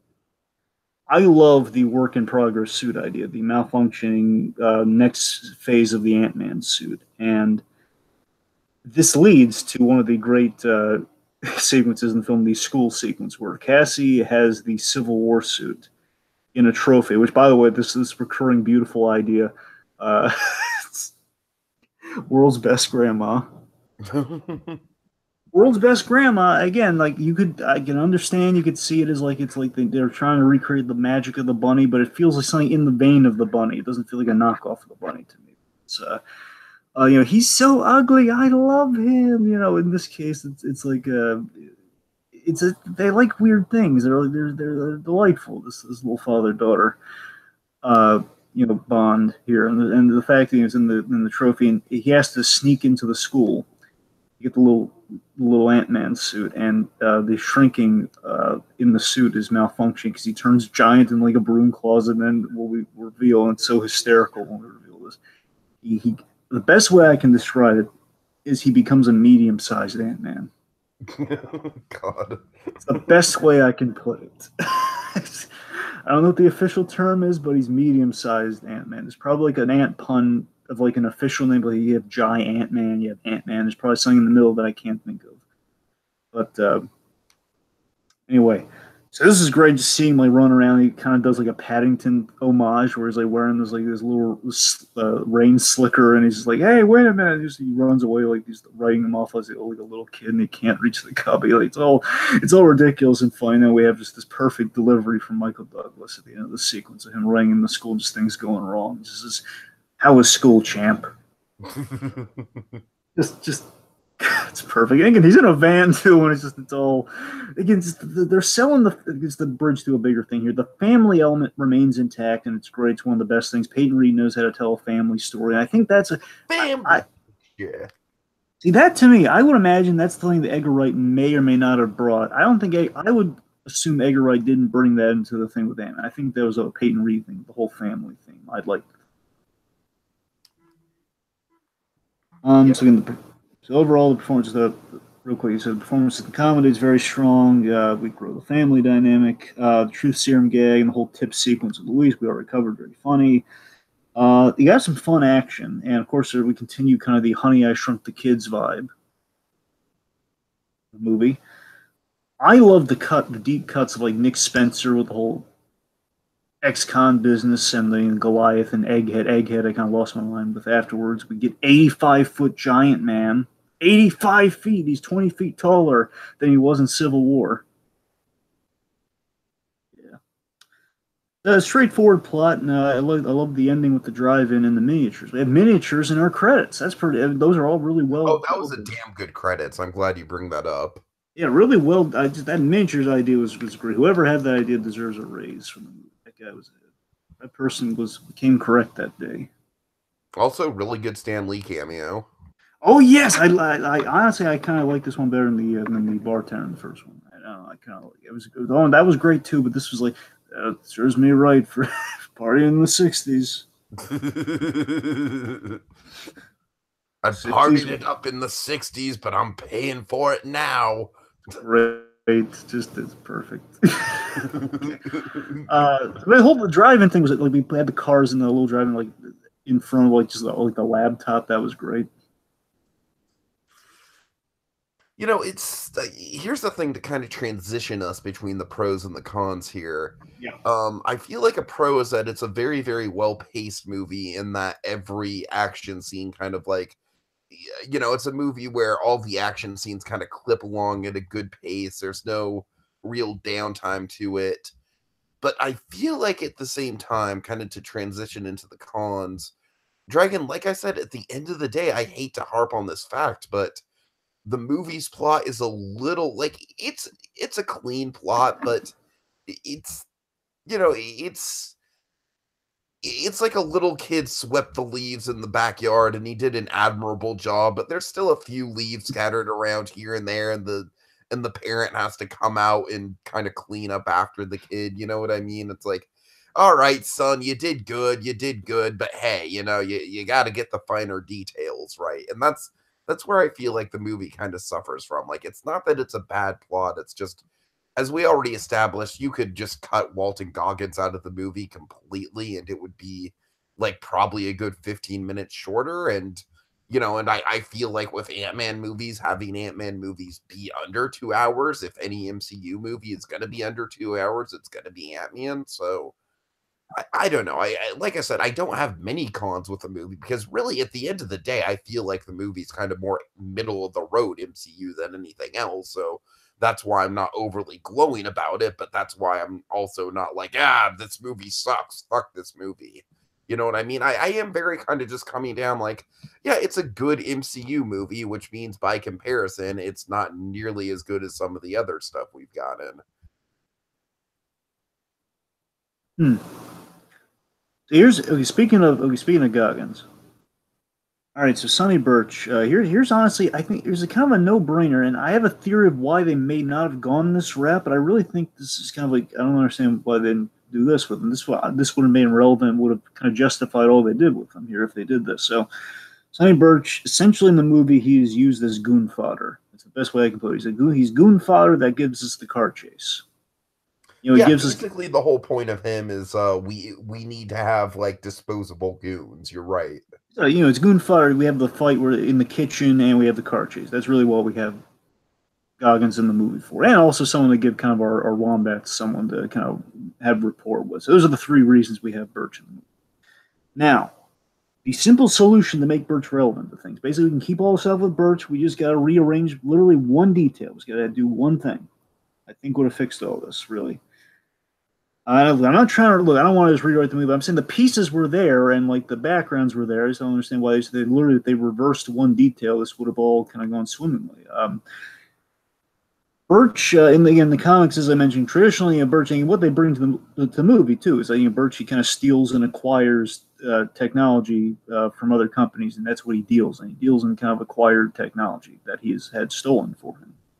Mhm. So, ipso facto, why not hire someone who is classically kind of like a saboteur slash kind of operative agent assassin, Ghost? Why doesn't he hire Ghost and then basically in And the then big the two big villains would hand. have been linked up. They would have had a reason to coexist in the same story. And then we have a moment where Ghost reveals, her hidden agenda slash motive about, Hank Pym and therefore the double cross, which then we could still have, Birch going after the thing on his own. We just have basically remember that great moment we have where Ghost just appears in the room and just Oh says like yeah. that's where he is, which is a great moment by the way. Hmm. And I love the idea that Ghost had to sit through all of Luis's stuff, by the way, all the whole Scott. Well, then I met Scotty and Sublock Dean. We went through. I love the fact that Ghost was in the room during all of that. But that's my point, though, right? Is that you'd imagine, okay, we're under the pseudonym, okay, just hire Ghost to steal the technology for this little deal, and the deal goes Yeah, south. because as it Ghost. stands now, like you already pointed out, the motivation for Goggins is like, look, we got it. Here on the So You Want to Be an Imagineer YouTube channel, we're men that respect the laws of pleasantries. You know what I mean? Yes, Like, we if we anyone's yeah. going to respect that, it's us. But even we can admit that it's a little thin and ridiculous. Yeah. And here's the only reason I can think they may not have gone for that. And again, I don't know what the production was on this, like if this was being worked on while this was going on. But seriously, I think the only logical reason I can think why they didn't do it, because again, no brainer that Ghost is traditionally a saboteur. Therefore, someone this guy would hire to steal his stuff for him to sell. Right? Hmm. Is it may have been because it's a little too similar to Killmonger and Black Panther, because Killmonger they did the same thing with that. Yeah, I could see that. I'm just saying, like, I think it may have helped a little, but I mean, by the same token, it would have been I people mean, would have cited. Killmonger. So, are you saying it's too similar to the whole Killmonger and Andy Serkis thing, the Killmonger Claw dynamic? Exactly. It was the same, basically, would have been the Well, same you know what, thing. Dragon? You know what I say to that? That was a winning formula. God damn it! I know, that's the thing. It's a winning formula. But worst case scenario, here's the thing. I would imagine that, again, I'm just assuming this crossed their minds, folks. For all I know, it may not have, but I'm just imagining it's kind of a no brainer that they basically had a choice of, okay, do we want to risk the whole Iron Man 2 the whole Iron Man comparison that we had with the first movie with like by pulling a big similarity to Black Panther. Maybe that was like something they were conscious of and they wanted to avoid that, therefore they just had the plot points but they didn't connect them. I don't know. Only that's how I think they really should have approached the Sonny Burch thing. And on the Well, I whole, mean, with Go, here's the thing with me, Dragon. This is why I do think this is at the end of the day an underwhelming movie. Is like it's the MCU, and what you're saying is that they're being lazy. Essentially, they're just being like, okay, like it feels too much like Black Panther, therefore we're not going to tie the storylines together. And frankly, Dragon, anything that doesn't tie two loose storylines together is lazy screenwriting, in my opinion. Like my favorite movies all have storytelling that like all syncs up and relates to each other and ebbs and flows into each other. And that's why at the end of the day, this movie is close to being in my bottom 5 MCU movies, which, MCU is like the superhero movies of, it's like the Pixar of superhero movies. So it's still a barometer of greatness for the most part. And by the end of the day, it's not a bad movie by any stretch. But, I did find this movie underwhelming, Dragon, and that's part of the reason why. right, and speaking of events too, I would as a smaller knock against it. Well, okay, maybe not. Okay, not smaller bit, but there is a bit. I would agree with your sequelitis point. Specifically, with the sequelitis point for me, I think we recap the events of Ant-Man, Civil War, a little too obviously. Oh, definitely, definitely. And again, that opening scene, I love it. Don't get me I mean, wrong, that's but kind of. I think, I also had the point earlier that this movie is very accessible for people that have not seen those movies, and that's kind yeah. of why. But you're right; it's kind of a double-edged sword in that way.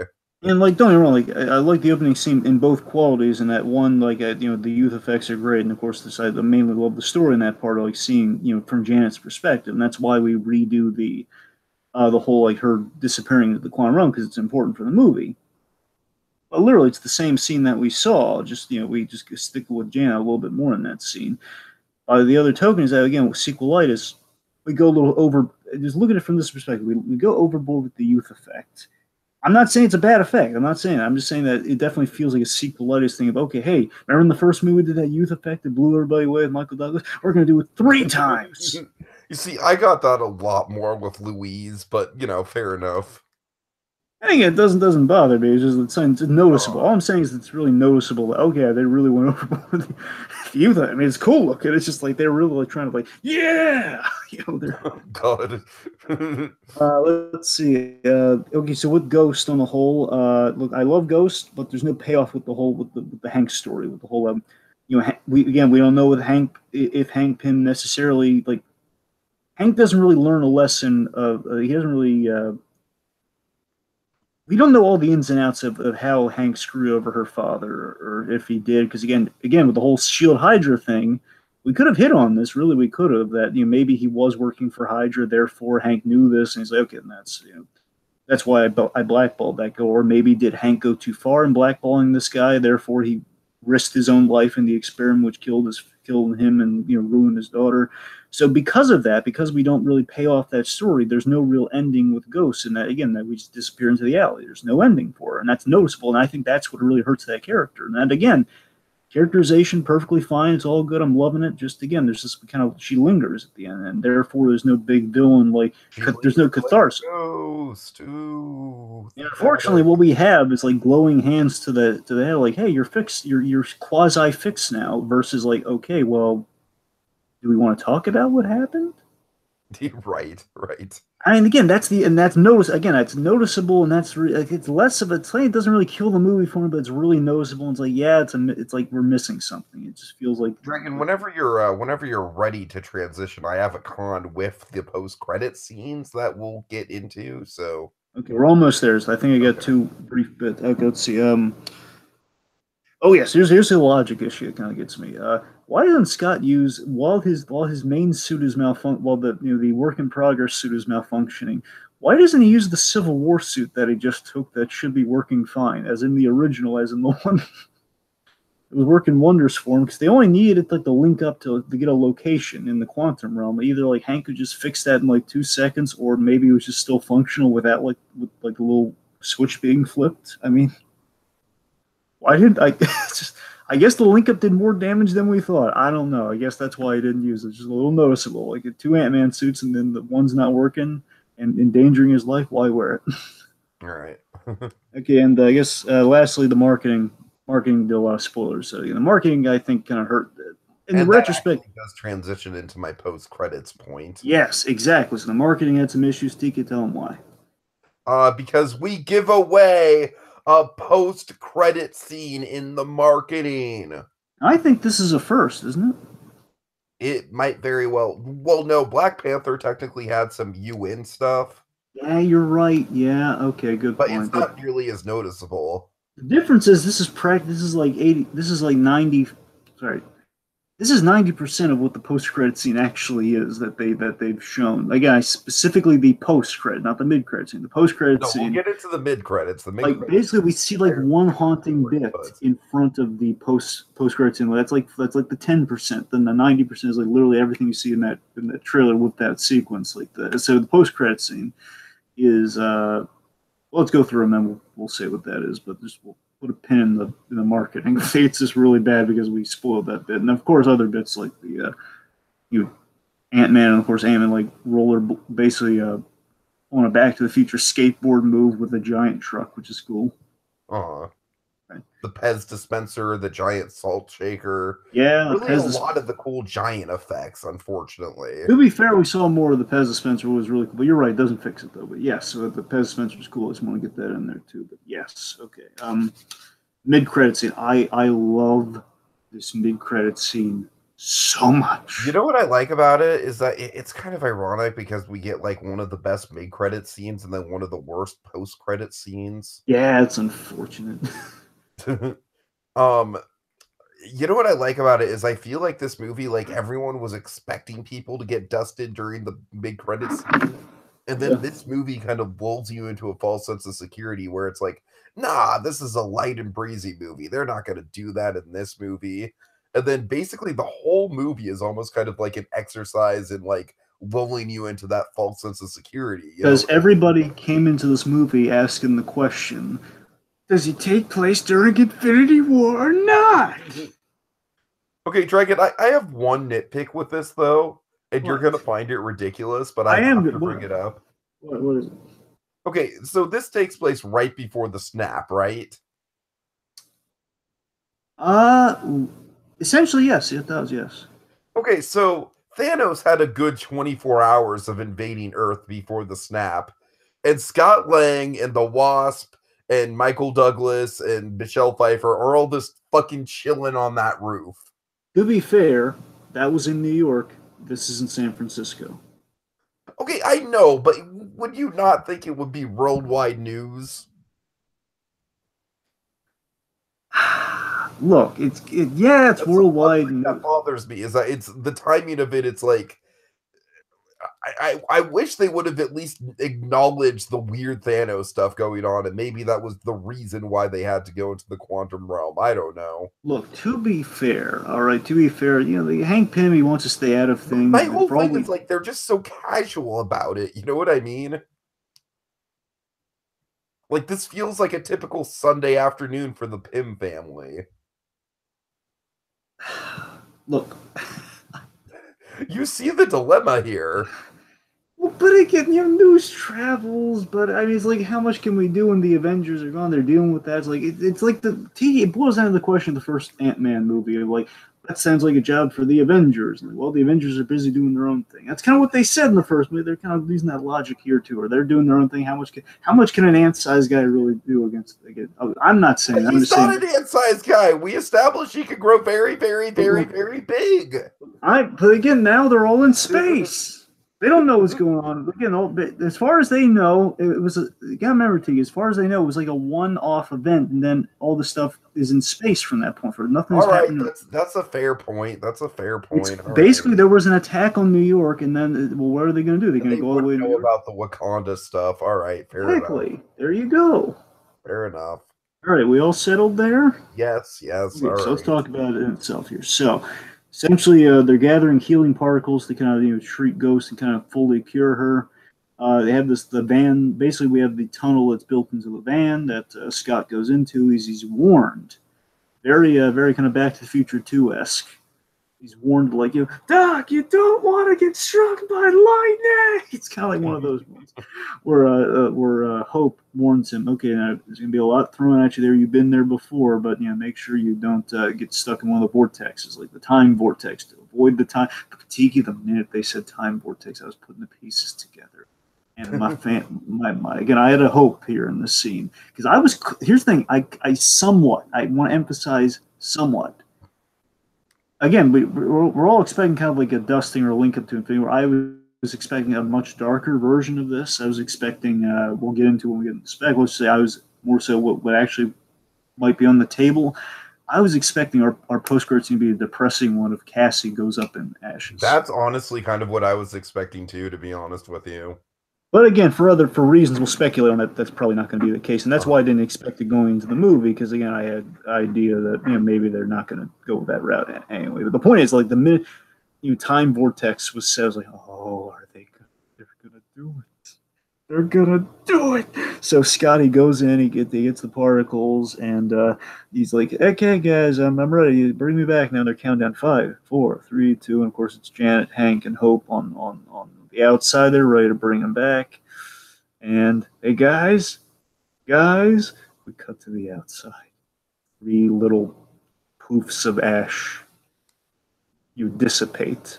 And Scott's saying, "Come on, guys!" And again, it gets kind of intense and scary. And again, I love this. It's Scott is trapped in the quantum realm. Possibly the only reason he survived in the quantum realm. Right before the snap, he would have been a goner, but he's been saved. But he's trapped. And again, we saw how long. This whole thing kind of brings up an issue I have with the logic of the snap in general. You're just determined to kill this bit for everybody, aren't you? What do you got? Okay, well, as you know, with Infinity War, I already had the opinion that less is more. And Dragon, honestly, I think it would have been more impactful instead of all 3 of them dusting to see Michael Douglas standing there alone with the 2 piles of dust. Because think about it, it'd be like right after this man got his family back. That would be devastating. I'm not faulting you there. Like at this point, I'm kind of mad that Hank Pym isn't going to be involved in Avengers 4 too. Oh, true.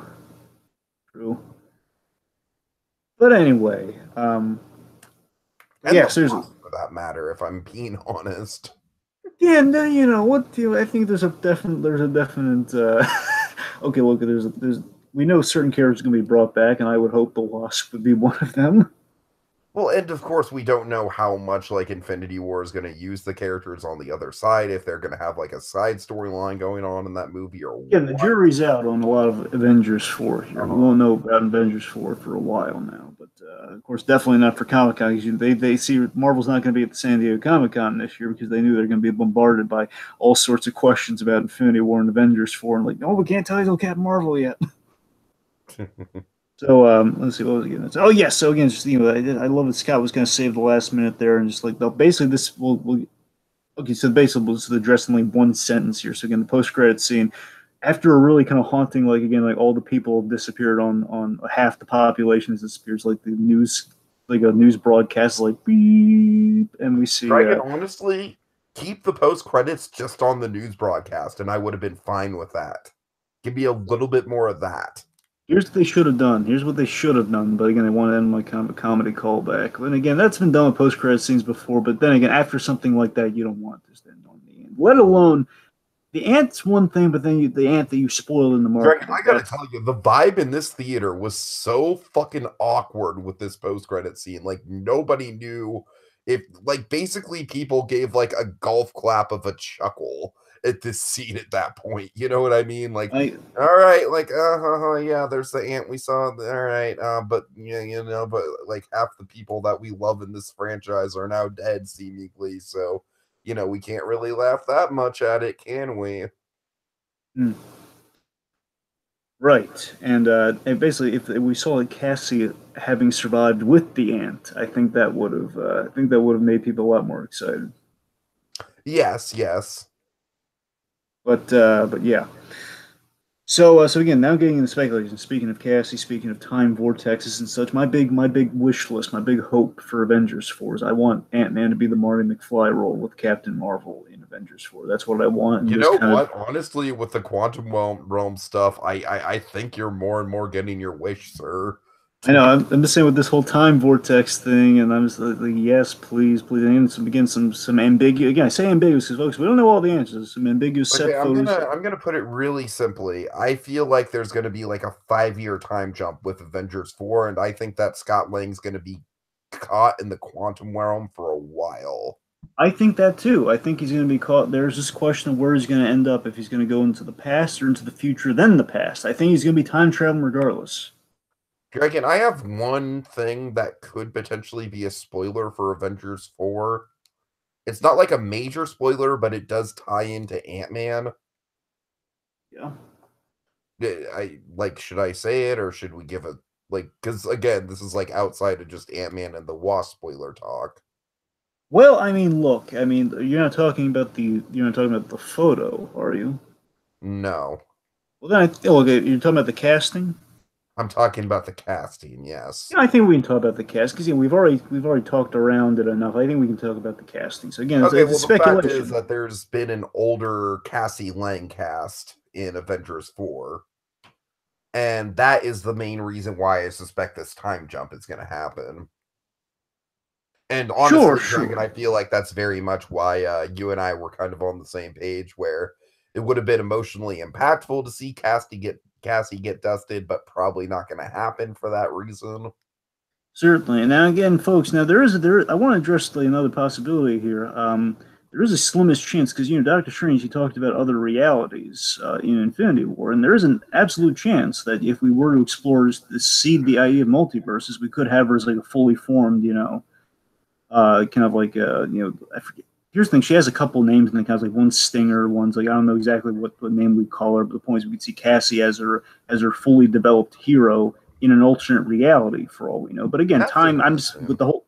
I'm just saying with the time vortex, I would bet on the time jump along with you. But then again, I think we're going to be going. I think the time jump would be a lot more clean, where because you got to keep in mind there's like a metric shit ton of things we need to check off the box with Avengers 4. So, Certainly. Like Shuri and Tony Stark need to meet. That's a oh god, must. yes. Oh please, please, just have a whole movie of just that. Certainly. So again, the theory I guess would be that Ant Man could be sent like basically he'll be in the quantum realm for a long time, and eventually he will either find his way out, or again, here's an idea: maybe Cassie will be years have gone by, and Cassie might have figured a way to get him out using Hank Pym's notes for all we know. That could be. That could be. I could see him getting out, but getting out and ending up in the Battle of New York. I know that's the thing. So that he basically, if he gets out on his own, he could be sent back to that point, or he could basically get out in the future, meeting up with I Cassie, could then also see having Captain Marvel potentially saving him. entirely possible. I'm down for that too. I'm all for that, man. I want to be like Ant Like Man, that's the Cat thing I Marvel. like about this ending point with Ant-Man is that it opens up like we know he's going to be involved in Avengers 4, but we still have no idea how. Yeah, I'm so the mid credit scene is just it's amazing. It's great, and I love it. Just All right. so final thoughts on the movie. All right, so I guess I'll get mine out of the way because I'm a little more cynical, but like I said, Dragon, it's not that it's a bad movie. It's just that we've gotten an embarrassment of riches, folks. I don't know what to tell you. You know what I mean? It's like holding it up, the Marvel Studios are very much the Pixar of comic book movies right now. And this movie is just, it's merely a good movie. And when we've been hitting home run after home run after home run, this does feel like a bit of a bump in the road. But I know I'm in the minority with this, and most people are coming out like kind of acknowledging, like, yeah, it's not as good as the first movie, but they still love it. I gotta say, Dragon, like I said, there's too many flaws with this movie, like too many things that they could have done better, too many unexplored avenues, too many missed opportunities that I can't say that I loved it at all. I liked it, but at the end, it's definitely one that I'll probably end up like. I'll say this much, Dragon. I'll probably end up rewatching this for a podcast at some point down the line. God knows, like we'll probably do something with it for a podcast, and I'll probably end up rewatching it. But if it wasn't for the podcast, I probably don't think I'd give this one a rewatch. I'll say that. Hmm. like as of now, I think a rewatch is inevitable because of the podcast. But if it wasn't for that factor, I'm not compelled to go back and watch it on my own. All right. All right. So for me, to me, this is a feel-good movie. It's a feel-good, fun movie. It's a good follow-up. It's again not a great follow-up. It's a good follow-up. It's just we're more time in Ant-Man's universe, kind of fleshing things out, kind of putting some things into play. It's kind of nice experience. It's always fun to revisit.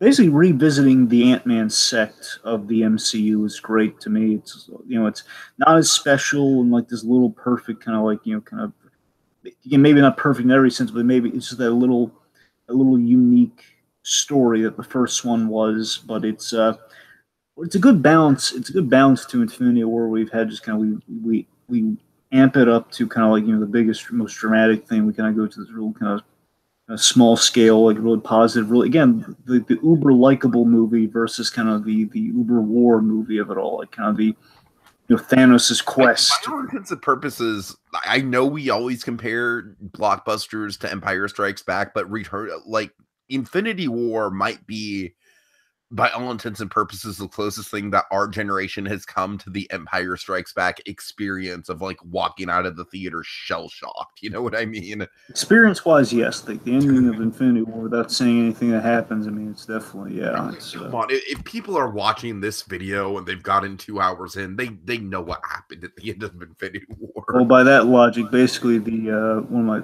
of my favorite oh my god moments is like, folks, I love that. That's the last line of the movie by my favorite character. It's like that's that he gets. They didn't do a lot with him, but they gave him all the good lines. Anyway, so Ant-Man and the Wasp. It's a good time. I'd recommend it. Look, it's not top 10 material, but it's definitely it's a feel good movie. It's fun. It's it's more of Ant-Man's world, and I can't say no to that. It's like good old Ant-Man. It was likable of the Marvel franchise. I'm down for it. I like it. All right, folks. Thank you so much for watching, and see you for Captain Marvel, Scott.